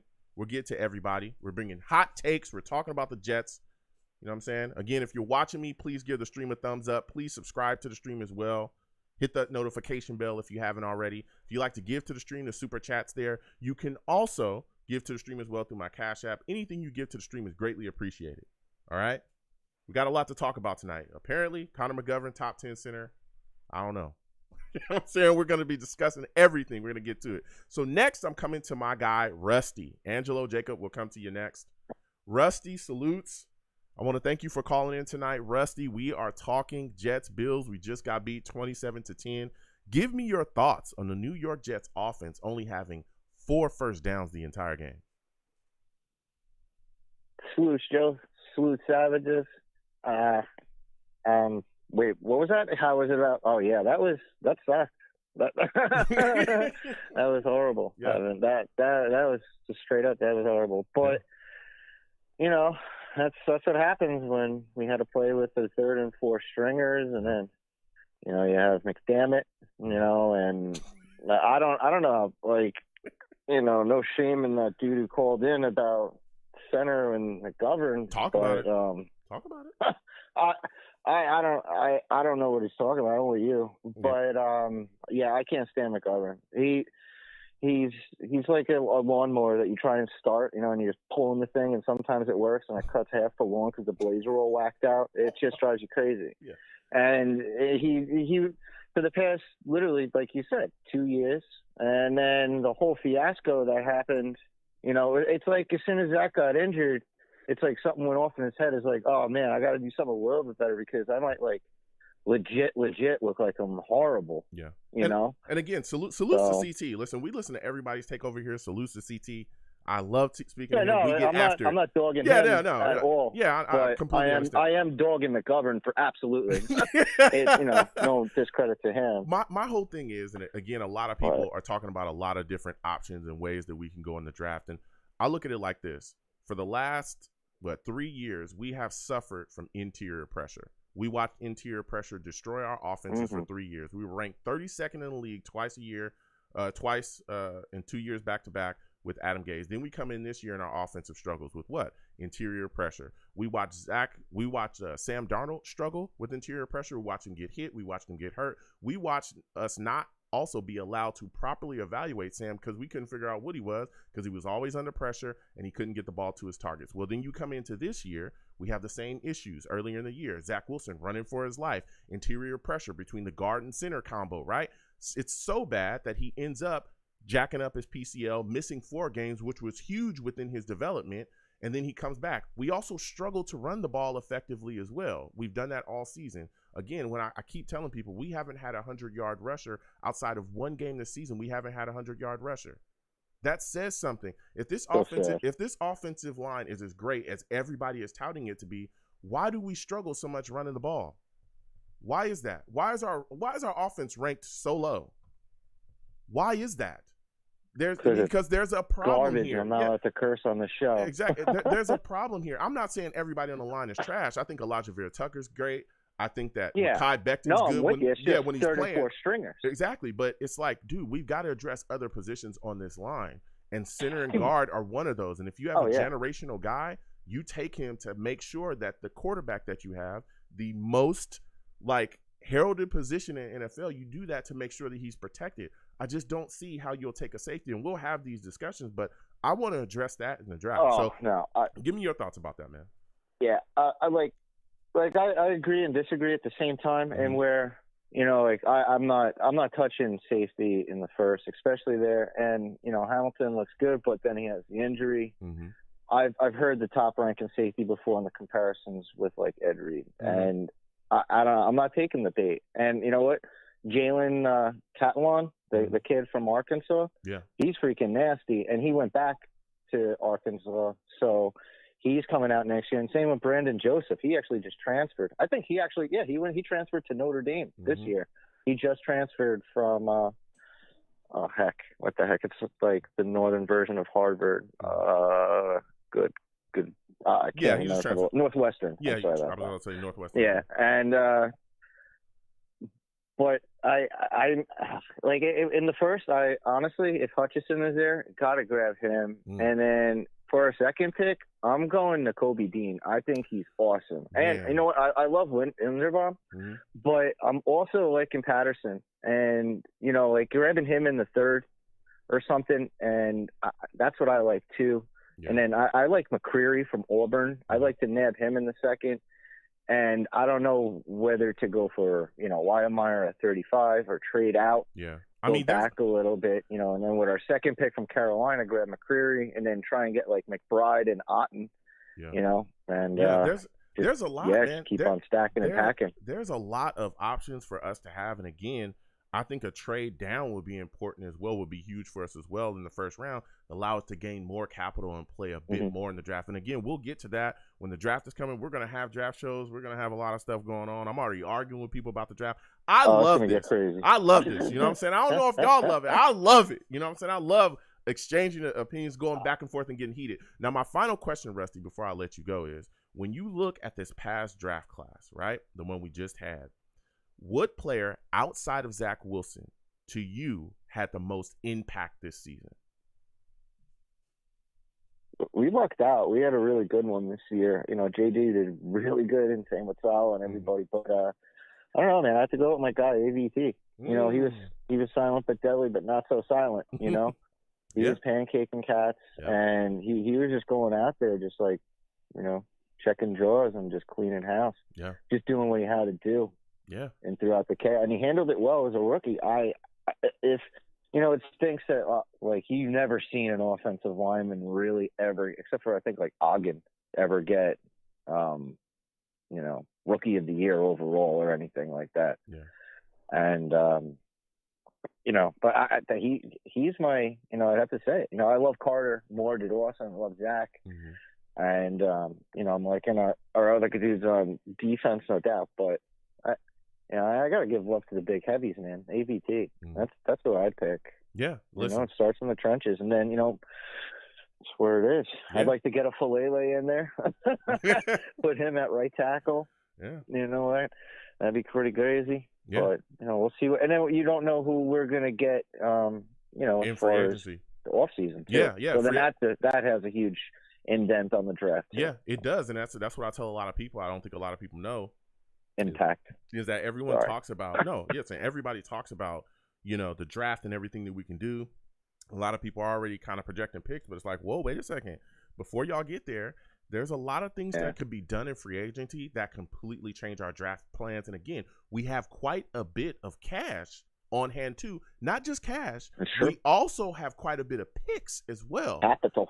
We can use those picks to trade we have to get for $20 million, players. I think, because that's how much we have in our starter. Yeah, we can literally draft. I think that's how much we're dead. It's fine. I'm cool with that. Yeah, we could literally Whatever, trade for players. So there's guys out there that we could end up trading for that could end up making big time impact on this team. But listen, Rusty, I got to get back to these lines, man. I think we I want to thank you for too, calling right? in tonight. Yeah, Joyner's a guy. I think he's hitting free agency, but we could end up bringing him back. So we could see where that all plays and then we can get Paul LeMayo in the draft. Yeah. So you never know. Yeah, there's a lot to talk about. But I got to get to these lines. I want to thank you for calling in, Rusty. You have yourself a good night, my friend. All right. Listen, Rusty calling in with the heat. You know what I'm saying? Calling in the heat. We'll keep getting to these lines. Again, 515-602-9639. 515-602-9639 is the number. Call in. Next, I'm going to my guy, Angelo. Jacob and Venom will come to you next. Salutes to you, Angelo. I'm having arguments. We're talking Bills, Jets. We're talking a little bit about some, past draft classes. Give me your thoughts and evaluation of Zach Wilson's rookie year. How do you feel about it, man? Yeah, I think it's what we expected. Obviously with the whole organization under rookie mode and the approach that Joe Douglas took last year as far as the Band-Aid approach, I call it. A lot of one-year cheap deals and I guess seeing if guys would pan out, Gerard Davis, first-round pick. I think I did like Joe Douglas's theory on that because, you're not investing too much, but now with Gerard Davis, there was a chance that he could be really good. He was a future, former first-round pick. Yeah. So, But overall, I mean, that's what kind of hurt the team because not a lot of those guys worked out. Yeah. We had a lot of injuries. Yeah. And so as far as the season went, I mean, it's kind of the same as 2020, man. A lot of injuries. And, we're not a very deep team. Again, we have Band-Aids. Once you peel the Band-Aid off, that's it. And I think Zach Wilson – I mean, to be honest with you, man, he probably learned a lot this year. I mean, he got sacked 8 times against the Bills this past week. 8 times. And I don't know if, obviously I think a lot of the blame is on the offensive line and maybe some of it's his injury and he's not 100%. Who knows? But I think it's growing pains. He's learned a lot. We all knew we weren't going to be that good this year. I think, before the season started, we're all looking at these signings that Joe Douglas did. We all had hopes. We all thought Denzel Mims was going to do better. But again, I just think the whole team, even with the blunder with that fourth down call against Tampa Bay, even our coaches are making mistakes. I mean, the whole organization is making mistakes. So let's just hope everybody can learn from that. And knowing that we almost did beat Tampa Bay, we did beat Cincinnati, we did beat Tennessee. I mean, we beat some good teams. Yeah. That's what's kind of funny about it. We had a really bad year, but we had some big games. And it's all learning. So I would say Zach Wilson's first year went as expected. I think it probably we maybe thought was going to be a little bit better, but we did see the flashes. Kind of like Sam Darnold, right? Kind of how when we drafted Sam Darnold, you kind of saw flashes, but Sam never really panned out. I kind of feel like that's how I'm feeling about Zach is the way I felt about Sam, and obviously, I was fine with that, because I was thinking, okay, it's going to progress and get better. So now this is Zach Wilson's turn. Is he going to progress and get better, or is he going to kind of do what Sam Darnold did? And it's the organization's responsibility now to make sure that it doesn't happen the way Sam did. You're right. Let's attack the interior offensive line. Let's stop using this Band-Aid approach. And Joe Douglas has got to make some moves this year. And the thing is, I mean, you saw with Tremaine Johnson. You make one bad deal, and that is going to set your franchise back 5 years. So if you're going to throw a lot of money at somebody, you better make sure it's the right player. Yeah. And let me give you a for instance, because I was high on Jameson Williams in the first round this year. Now he got hurt in last night's championship game, but I don't know if you saw, but before the game, I don't know if it was before the game, but he flashed his whole teeth. He had that platinum grill or whatever. Did you see that? His teeth was all grilled out with platinum. So I mean, is that the kind of guy we want? You know, the flashy guy. You know, he's probably all going to be concerned about money, and I don't know, man. I didn't like it. He got hurt. So I'm all right, maybe we won't draft. Yeah, well, my outlook on that is this: there's a lot of people that do different things, right? A platinum grill really doesn't mean anything at the end of the day. If a guy loves football, if a guy understands, you know, how to play the game, and he loves the game to where when it's time to go out there, or when it's time to prepare, he's going to prepare. If he's showing up to practice, if he's doing his job, and then he's going out there and he's executing on game day, who cares about any of that other stuff? There's a lot of players that do a lot of different things, you know, from the way that they dress to, you know, whatever they do outside the game. But guess what? There's a lot of players that can do those things and still be dedicated. So to me, platinum grills, which, you know, platinum grill is fresh. You know, so I respect that. Little diamonds here and there. You know, it is what it is. You know, I love that. But at the end of the day, it's all about a guy's dedication to the game. And if you're dedicated to the game and you're willing to show up and give whatever it takes to ensure that you're putting this team in the best situation to win, that's all that I care about. You know, there was a lot of people that was getting on Mekhi Becton because he bought that big ticket chain. That had nothing to do with what he was doing out there on the field, right? Big chain, guess what? He's going out there and making big plays. He's pancaking people. He's throwing people around. He's making a big-time impact for the New York Jets. So that's all I care about. But my next question for you, Angelo, is when you look at this situation, as of right now, in your opinion, what is the biggest hole in the New York Jets roster?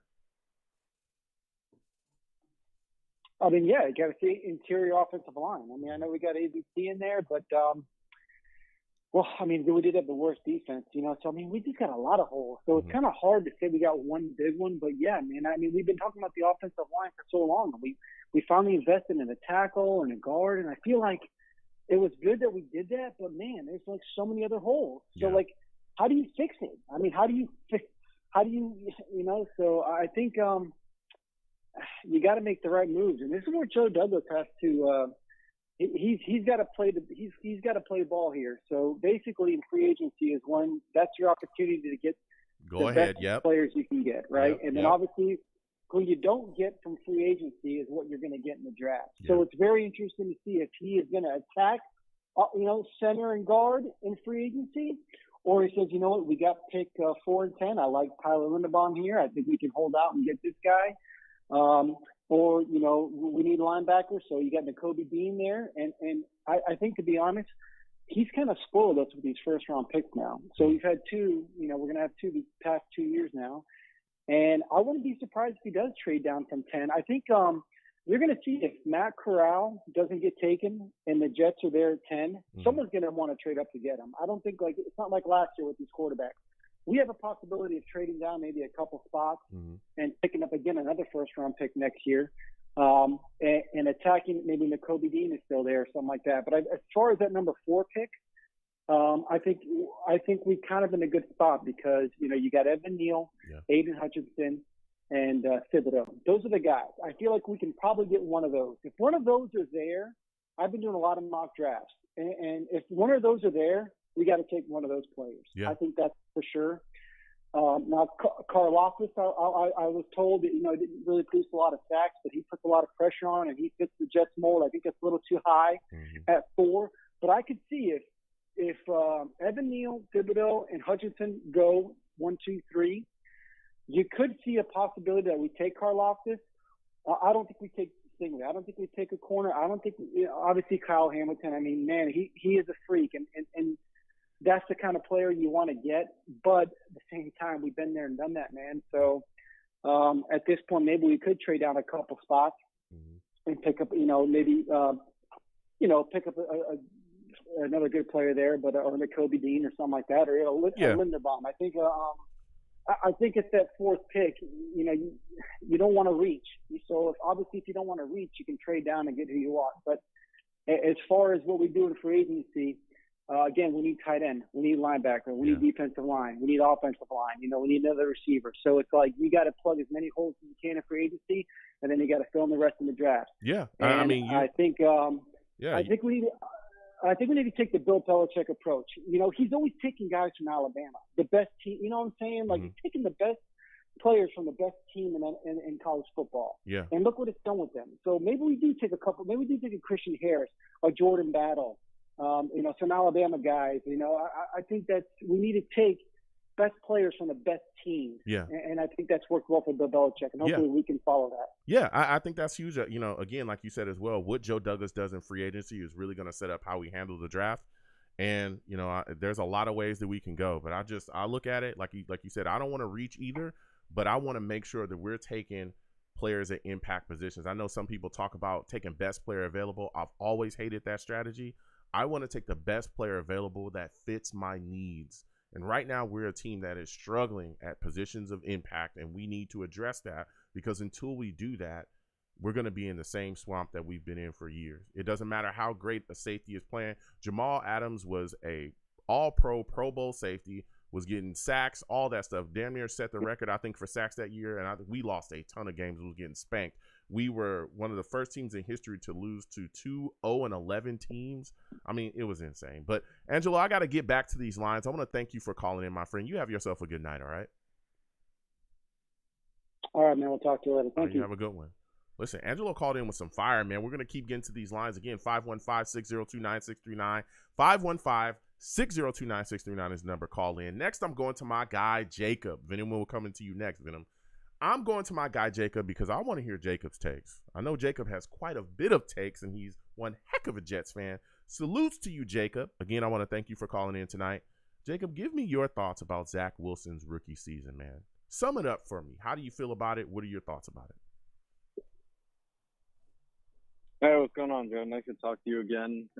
First time talking to you since last game of the season, I believe. Yep. And, the rookie season, to be honest, I thought it was a little bit underwhelming because, obviously he showed a lot of improvement as the season went on. Didn't turn the ball over in the last few weeks, I don't think, at all, which is always a good thing to see. But at the same time, he really didn't have that many multi-touchdown games. Which obviously, one touchdown through the air is probably not going to get the job done if your running game isn't top tier. So I thought it was a little bit underwhelming. I don't think he even hit double-digit touchdowns through the air either. Now, granted, he was out a few weeks, but, 9 touchdowns is really not good, I guess, to put it honestly. I think he definitely showed what he can do through the ground, too, and being a little bit of a dual threat guy, but I think it was a little bit underwhelming, but I'm definitely happy with the progress he made as the season went on, and not not turning the ball over against top defenses like the Bills and Bucs is definitely something to look forward to. Mm-hmm. So when you look at this situation now, because a lot of people are looking at Joe Douglas and saying, hey, you're the guy that's definitely got to orchestrate continuing to make this team better than what we saw this season. Again, we went 4-13. You need to get more talent on this roster. When you look at his past draft, this most recent draft, what player do you think has the most question marks going into next season from this past draft? That's a tough question because I really don't think we have that many players with a lot of question marks. I guess if you had to pick one, it would probably be Zach Wilson, I guess, or maybe Elijah Moore due to the health concerns. Okay. But at the same time, when you ask me who are you most excited to see, the answer is going to be the same: Zach Wilson and Elijah Moore. I think they fit the criteria for most questions and most excited to see. So, because Joe Douglas really didn't have that many bad picks, and I guess if you want to, put like Jonathan Marshall or something like that, I mean, I guess you could for most questions, but it's like, how much do you really expect out of a late 6th round pick? Yeah. So, that's sort of how I look at that. Okay. Yeah. No, listen, I hear you. There's a lot of guys you can ask about that. Like you said as well, there's question about Zach Wilson as far as him getting better. We want to see kind of what he turns into. We saw some great flashes, but we also saw some lowlights as well. We saw some issues. We saw a 4 interception game. We saw all those things. So yeah, there's definitely some questions there. And again, there's I know that there's people as well that are saying, hey, we need to see Elijah Moore stay healthy next season to really be like this, because he had a big time impact for us this season as well. But when you look at that draft as well, what player do you think Joe Douglas got the best value from? Oh, that's tough because there's 3 players that obviously come to mind. Go ahead. Elijah Vera-Tucker, Elijah Moore, and Michael Carter. If you really want to just look at value, I would probably go Michael Carter because he was in the 4th round. Yep. But in terms of best move, I would really give it to Elijah Vera Tucker because we moved up and showed the aggressiveness that Joe Douglas is willing to take, which we were all questioning to begin with. And not only that, but Elijah Vera Tucker is one of the only rookies who stayed healthy the entire season. And not only that, but on top of all of that, he was just phenomenal. He was like one of our only bright spots on offense, on the offensive line other than George Fant. They were really the only two guys who were consistently reliable for us on the offensive line. And for a rookie, I mean, we need all the offensive line help we can get to begin with. And so knowing that we have a guy who can stay healthy and prove himself to be, you know, who knows, like, I guess a top 10 guard, you could even say now. And then looking forward, it's just, he's a really exciting pick for me because I think those are the picks. The offensive line picks, obviously nobody likes them. They want the more exciting, flashy picks. But the good teams are built behind solid offensive lines, and those picks get a little bit slept on, and Elijah Vera Tucker falls right into that category. And I think he's somebody who we should be very, very fortunate to have. Yeah, and I remember people were complaining about, you know, Joe Douglas giving up some, you know, some mid-round capital. I think it was like a 4th rounder and like to move up and get a lot. Do you remember that? It was like people were actually complaining about that, and he probably, you know, got the best left guard out that draft, just giving up nothing to move up and get that kid. It was phenomenal. So my final question for you, Jacob, before I let you go is, going into free agency, we got this draft upcoming as well. What do you think is the biggest hole in the New York Jets roster? Yeah, this is going to be a little bit of a longer answer for me because go ahead. Me just giving like a 1-sentence answer isn't really going to explain the full thing. You know, I think interior offensive line is 100% number one. Obviously, safety is up there as well. Maybe another linebacker. Obviously, Quincy Williams and C.J. Mosley were fantastic for us, but, you know, Blake Cashman, I don't even know what he's doing. He's probably at home playing video games with a broken foot or something like that. Whoever else we have at linebacker, they're not healthy, not good enough. So another linebacker is definitely up there as well. But I think interior offensive line and safety are the two biggest needs. But going into the draft, wait, hold on one second. Hold on a second, Jacob. I just want to make sure that I'm clarifying what you just said. You think interior offensive line and safety are our two greatest needs? I do believe so, and you could argue another linebacker as well. You don't think that when you look at like a pass rusher? Go ahead. Yeah. When you look at pass rushers, obviously, you know, they weren't all we hoped they would be, but we didn't have Carl Lawson and John Franklin Myers. Everyone's saying, you know, when we gave him that contract extension, he really underperformed from there. But if you look at the stats, he had 53 pressures this season. That's fantastic. That's 3 a game. If you can get 3 a game out of a rotational, maybe, you know, a starting defensive end who can rotate a little bit, that's everything you want out of a guy like that. And along with Quinnen Williams, obviously we know what he's capable of. Carl Lawson coming back. Sheldon Rankins was, he was good while he was playing, but he didn't stay healthy. But I think I'd be good with us going out in free agency and getting another pass rusher as well to complement all of those guys. But if it's not Aiden Hutchinson or Kayvon Thibodeau there at 4, I don't want us taking a pass rusher there. I would much rather take Evan Neal, Tyler Linderbaum, Derek Stingley, one of those guys who fills a bigger need. But what I was trying to say was, when it comes to Evan Neal, as much as I'm wanting to take him if he's there at 4, which I don't think he is going to be there to begin with, but if he is there at 4, I really don't know where we're going to put him because he plays left tackle. We have Mekhi Becton hopefully coming back at full health, and we know how good he was in his rookie year when he was healthy, tossing people around. So then the next thought becomes, all right, well, then you move him to left guard. But we have Elijah Vera Tucker there, who's been just as fantastic in his rookie year, really proven himself. So then the third thought becomes, okay, well, then you move him opposite to right tackle. But George Fant was also phenomenal this year. Yeah. So I really don't know where he fits in.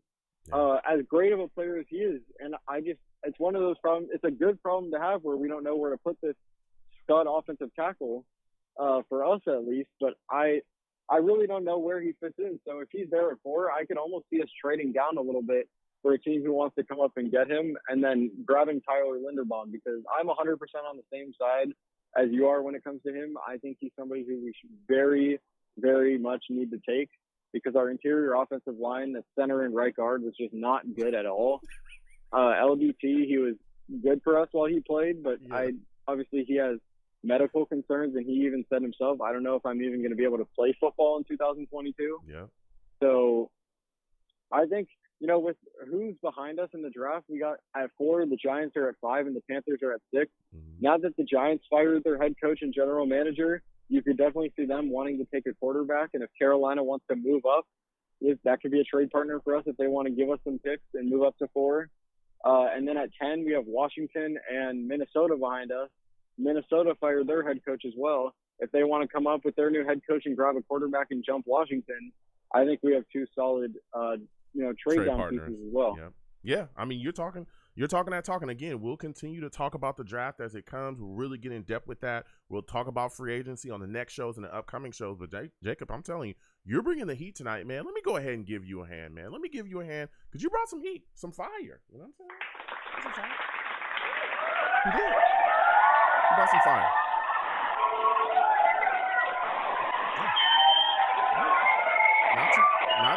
Not too much, studio audience. Not too much. All right. I don't pay y'all for all of that. Okay.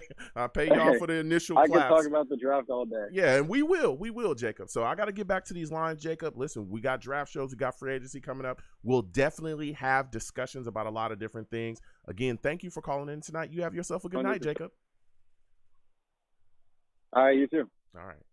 Listen, Jacob calling in with that fire. We're going to keep getting to these lines. Again, 515-602-9639.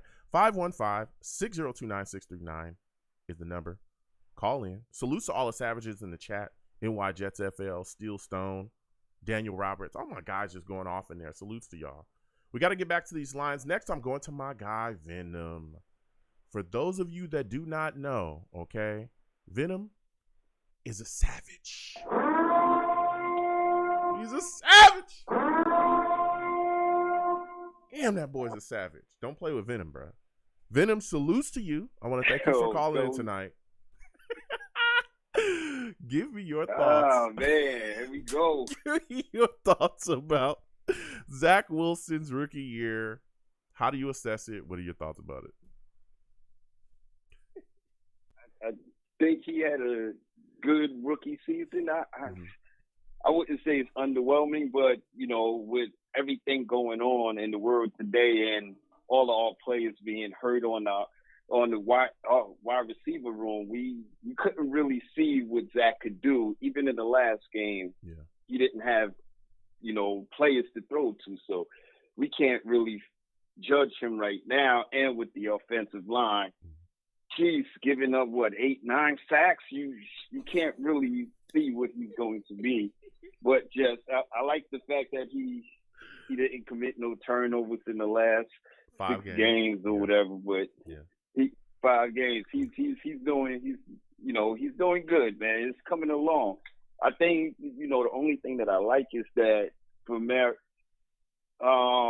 just being familiar within the system, you know, under the second year of this coaching staff, he'll understand it a lot. He doesn't have to think as much, and I think that goes for all these players this year, coming back in the second year in the system. It's just like CT said, it's just, you know, once you're in a system, you're thinking so much the first year. Once you understand it and know it, now it's like second knowledge to you. You don't have to think that much. Now you just go and play. Yeah. So I think we're going to see a lot of progression from everybody that was there this year. Yeah.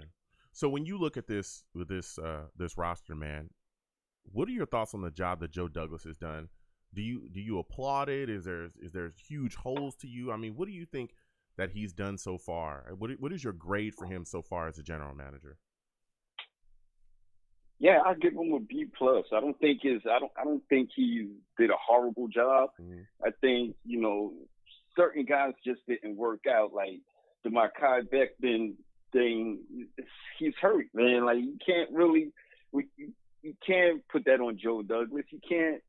Certain things that happen to us, we can't say it's Joe Douglas. He did the right thing this offseason by bringing in Carl Lawson. He brought in the safety from San Francisco, and everybody just was hurt. So you can't. He went and did the right thing. We just didn't get to see these players on the field. So it's not him. He did what he was supposed to. the draft was amazing this year.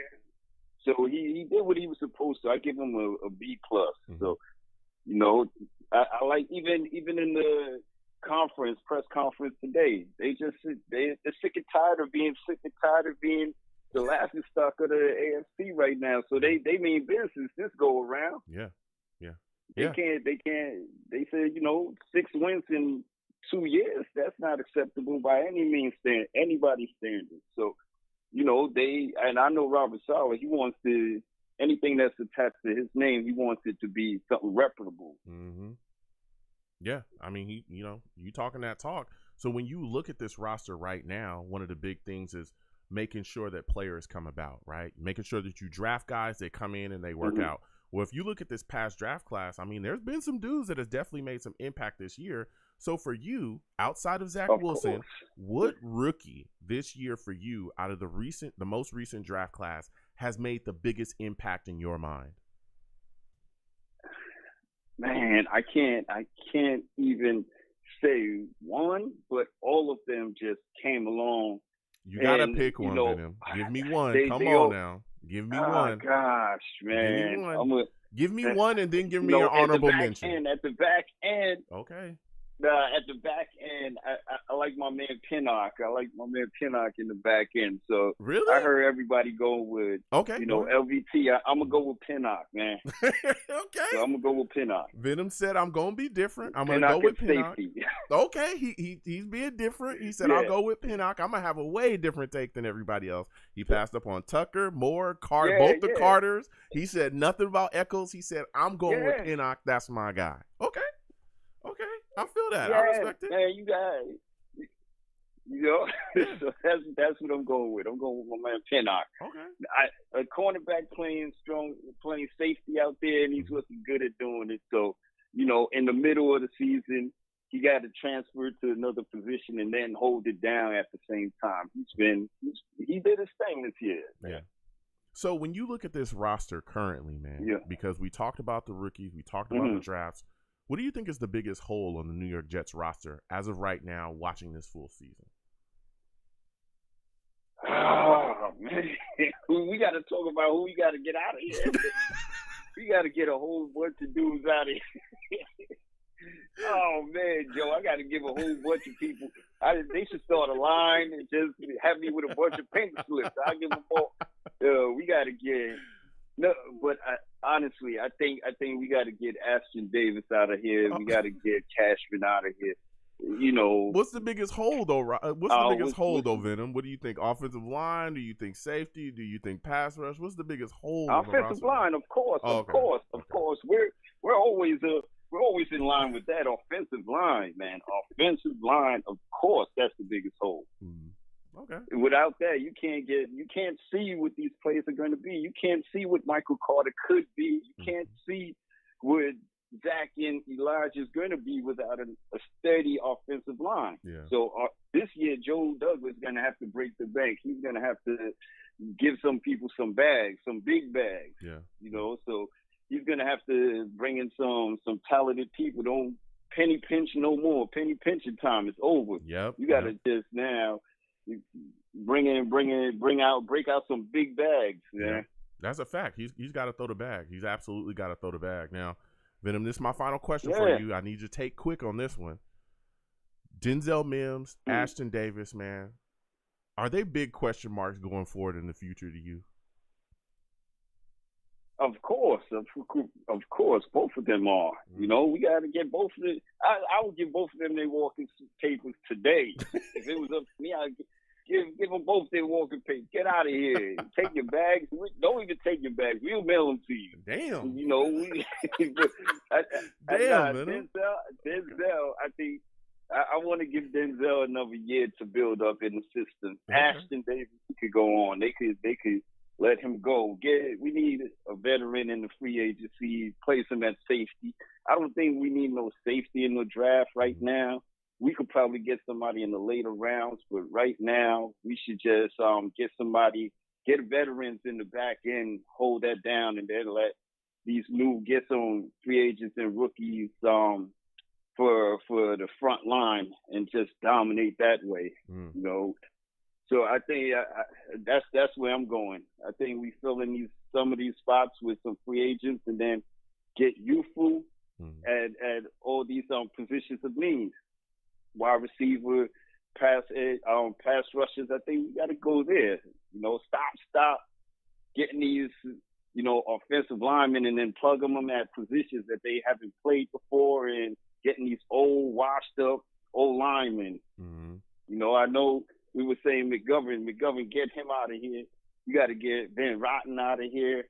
I would like to keep LVT if we could, but I don't know how stable he's going to be. But we got to get some more people in this offensive line room. Yeah, we do. We got to shore that up, because let me tell you something. I keep talking to people about it, and I know they don't want to hear it. Apparently, Connor McGovern's a top 10 center. I know where that came from, but it's just mind-blowing that people are saying that to me. All right? I'm not saying he's the worst of the worst. 10? Yeah, but top 10. I mean, come on, bro. Come on. Y'all got to stop this. Listen, oh, my God. I don't get it. When you look at what's been going on, Zach Wilson jacked up his PCL, and it came from interior pressure, just like we have been dealing with the last 3 years. It was McGovern and Van Roten could not figure things out. Connor, I know, Venom, you were on the – you called – Venom, were people not calling into the show earlier this year saying that we should bench? Weren't they calling in earlier saying that we should bench McGovern? I swear, I had people calling in saying they should. Van Roten and McGovern. There was people calling in saying we should bench both of them. Yeah. I'm just like, what is going on here? Go ahead, people were paying. The players were paying their fare and running through them like turnstiles, and they were just. We saw this. We saw just in the last game, it just seems like by the time Zack got the ball, he was down on his knees. The play was right there. He had to hand it off. Yeah. It's so much, man. They're in that backfield so much. And these are second string offensive linemen. So what do we want? You're paying them $5 million more. That's more money than us, but they're professionals. They're supposed to get, handle their jobs, and they're not. So you get them out of here. Yeah. Get somebody that's a solid underrated guy. Give somebody a chance to make that slot. Yeah, to go out there. Open. Exactly. Make that roster. Exactly. Yeah. Go out there and make those plays. Listen, Venom. Yeah, don't just give it to him because you got money stashed into him. That's a fact. Listen, Venom. We're going to be talking about free agency. We're going to be talking about the draft coming up. Yes, I got to get going. Listen, I want to thank you for calling in, Venom. Next show, I want to hear from you, all right? I want to hear from you, bro.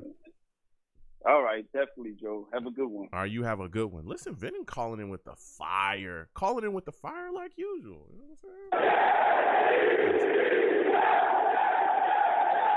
And can we also not forget that Zach Wilson jacked up his PCL and has literally been talking about since he did that the knee is not stable? Anybody remember that? Anybody remember him literally saying, hey, I don't feel like my knee is stable? He said that this season. You got to properly protect this dude or he's not going to be around for much longer. You can't let your quarterback keep getting hit like that. So we'll talk about it. I'm going to have a lot of arguments. Salutes to everybody that called in tonight. This was a show. I'm coming to the end of my show right now. Got to get out of here. You know what I'm saying? But salutes to everybody. Love the callers. Love the passion. Love the arguments and all the stuff. We'll continue to have these throughout the offseason. Free agency, draft, all that stuff is coming. We'll continue the show. So, listen, I'm the man of the people. I'm here for the people. Let me shamelessly promote my Facebook page. Everyone, go on my Facebook page. Type in Long Beach Joe Show. Okay? Like that page. My content's up there. Go ahead and give it a listen. Message me. I'll message you right back. I love going back and forth with folks about this football team. Also, leave me some feedback. I love hearing about what you folks think I do here on the Long Beach Joe Show. I'm also on Twitter as well at YoungJ000. Again, that is YoungJ000. Go there. Follow me. I'll follow you right back. You want to troll me? No issues. I'm the troll that lives under the bridge, and I will have my Vera Tucker jersey on at all times. At all times. You don't like it, you don't like it. But he's one of the best offensive linemen in the league. You know what I'm saying? He's beasting. So we'll be down there trolling you. So if you want to troll us, we'll troll you right back. I'm also on YouTube as well. Long Beach Joe Jets on YouTube. Long Beach Joe Jets. Subscribe to that channel. Click that notification bell. Give my videos a thumbs up. And if you want to troll me, no issues. Hit me in the comments and I'll troll you right back. I love it. And there's always people, when you see me in person, it is arms out, chest open, free hugs for everyone. Free hugs for everyone. The hugs will cost you absolutely nothing. I want to thank everyone for calling in tonight. You folks are the absolute best. Thank you for taking your time out of your day to call in and watch the show. You folks are the greatest. So I want to thank you folks again. You folks have a good one. Peace.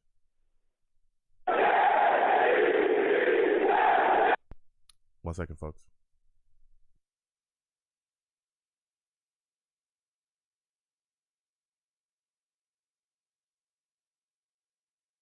I should be back. All right. Salutes to everybody. Okay. I want to thank everybody for calling in, watching, all that stuff. This was a great show. Really enjoy going back and forth with people. Again, everybody's takes are respected. We may not always agree. I'll hear your take out. You hear my take out. Let's go back and forth. It's all about respectful takes. So salutes to everybody that called in tonight. Again, for those of you that are new, exclamation point links. Exclamation point links in the chat brings up my link tree. Okay, my link tree has the links to all of my content, from my YouTube to my social media to all that stuff. Please go there, follow me across my social media. Please subscribe to all my YouTube pages. Got content coming. You know what I'm saying? And hit that notification bell. Hit that notification bell as well when you subscribe to my YouTube pages. So when I post content, you folks will be in the know. All right, that's what it's all about, connecting. Again, for those of you that are new, we continue to do these shows year round. I'll be doing this show, all throughout the off season into the season. We'll discuss free agency, the draft, all that stuff. So again, please follow me across all my platforms. And when I do my show, you folks will be in the know. I'll warn you far in advance. You know what I'm saying? And it'll be in the videos as well. So, and also for those of you that want to get on the show earlier, this is an old trick that a lot of people do. The lines to my show open about 10 minutes before my show starts. Okay. So if you call in early, you can just sit on the lines for about 5-10 minutes and you'll get on the show earlier. That's what a lot of people do. Okay. So again, we'll give everybody their time on the show. When you call in, again, I'll give you a couple minutes to go. Let's go back and forth. Let's get your takes. Make sure your background is clear. Make sure your phone line is good. The only thing I do not allow on my radio show is cursing. Do not call into my radio show cursing a bunch. I'll get you out of here. I'm talking fast, okay? It's a family show. Do not call in my radio show cursing. Don't curse on my radio show because I'll get you out of here. All right? I don't take that. So that's it. But we, go back and forth. And again, I know I have, people that have hit me up that say, hey, I'm not a Jets fan, but I enjoy your program. Dude, call in. You know what I'm saying? There's people that aren't Jets fans that call in and we talk football. We go back and forth. And I enjoy it. So, man, this is crazy. Crazy show. Again, salutes to everybody. Salutes to Jay Johnson, NY Jets FL. Salutes to my guy, True Senate. Salutes to you, my friend. Again, thank you for the donation. Salutes to Still Stone. Salutes to Daniel Roberts. Salutes to just everybody that came by, man, and said what's up to you, boy. Salutes to Venom G's. Venom G's is always calling in. You know what I'm saying? Salutes to Kilo. Salutes to you as well. Good to see you in here. Salutes to you. Salutes to Ruin Cause. Salutes to you as well. Good to see you in here too. Salutes to everybody, man. I truly enjoy being able to connect with you folks. J.E., GVH, just everybody that came by, man. Everybody that came by said what's up. Took, again, Don D, Sco, all you guys, man. Brian Seal, every single one of y'all. Salutes to all of you, man. I truly, truly appreciate connecting with y'all. Love going, back and forth with y'all and talking football with y'all. You know what I'm saying? That's what it's all about for me. That's why I do this. That's why, I truly enjoy, doing what I do here. You know what I'm saying? That's why I truly enjoy doing what I do. So, NY Jets FL says, have any picks for the game? So the wild card games? Yeah, we can do that right now. I'll give y'all some picks. So Raiders, Cincinnati. I'm taking Cincinnati in that game. New England, Buffalo. I'm going to take Buffalo. I'm going to take Buffalo in that game. I think it's going to be close. But I think, man, Buffalo's defense, I think, just puts the clamps on them. I want to see if Josh Allen and that running game can get going in New England. Get going against New England, excuse me. Ooh, it's going to be tough. So I'm taking Buffalo. Philly, Tampa Bay. I'm taking Tampa Bay. Philly is hot, though. And Hurts is really putting in work up there. But I'm taking Tampa Bay. San Francisco, Dallas. I'm taking San Francisco, Dallas. I'm going to take Dallas. I like the Niners, but I'm going to take Dallas. I know I'm going to get a bunch of Dallas fans. Y'all going because I got a bunch of Cowboys fans. We got Cowboys callers as well to be. That'd be getting at me. You know what I'm saying? We be talking through messages and stuff like that. So I'm going to take Dallas. I know I'm going to hear from them. Yeah, Joe, that's what I'm talking about. The star. Yeah, blah, blah, blah. I'm going to take Dallas in that game. Pittsburgh, Kansas City. I'm taking Kansas City. I'm hoping Kansas City really revs up. I love watching Kansas City play. Outside of the Jets, Kansas City is one of the teams that I really try to tune in to watch. I'm not a fan of the Chiefs. Let's get that clear. I'm a Jets fan. But, Kansas City is very fun to watch. I enjoy watching them. And what is it? The Cardinals and the Rams. I'm taking the Rams. I'm taking the Rams in that game. I do think it's going to be a amazing game to watch as well. Kyler Murray, all these guys, but I'm taking the Rams in that game. So those are my picks, man. Those are my picks. Salutes to everybody. So I'm gonna go ahead and get out of here because my schedule is crazy and I got to go. Again, I'll let you folks know when I'm gonna do my next show. Again, I'll definitely try to have a show one a week. Everybody, knows this, but for my newer guys or my newer people, guys and girls. I try to have a show a week, and we definitely talk about a lot of stuff that we got coming up. So we'll definitely continue that throughout the show. We also game on this channel as well when I have time, which has not been very recent because my schedule is insane. But when we have time, we play Street Fighter, Madden, NBA 2K, Outlast, all that stuff. I'll continue that when I have time. Okay. It is crazy over here, all right? But that's something that we do over here too. So if you ever click on the channel and you see your boy laughing with people joking and destroying someone in Street Fighter, don't be surprised. Okay. That's what we do. And it's also as well, when you hit that link tree, everyone, please join my Discord if you have not joined my Discord. Again, !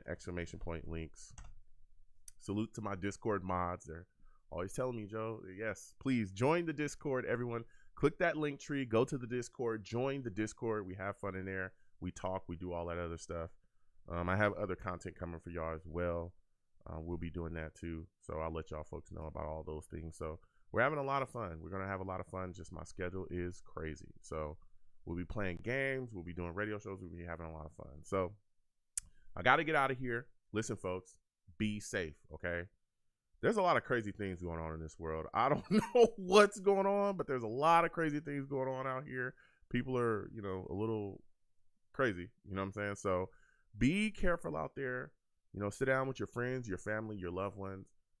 Make those moments. Enjoy those times. Watch some TV, eat some good food, have some good conversation. Enjoy yourselves, with the people that you care about the most, and let them know that you love them and care about them. That's very, very important in this world, all right? So I'm going to get on out of here. Again, be safe out here, folks. Be safe, okay?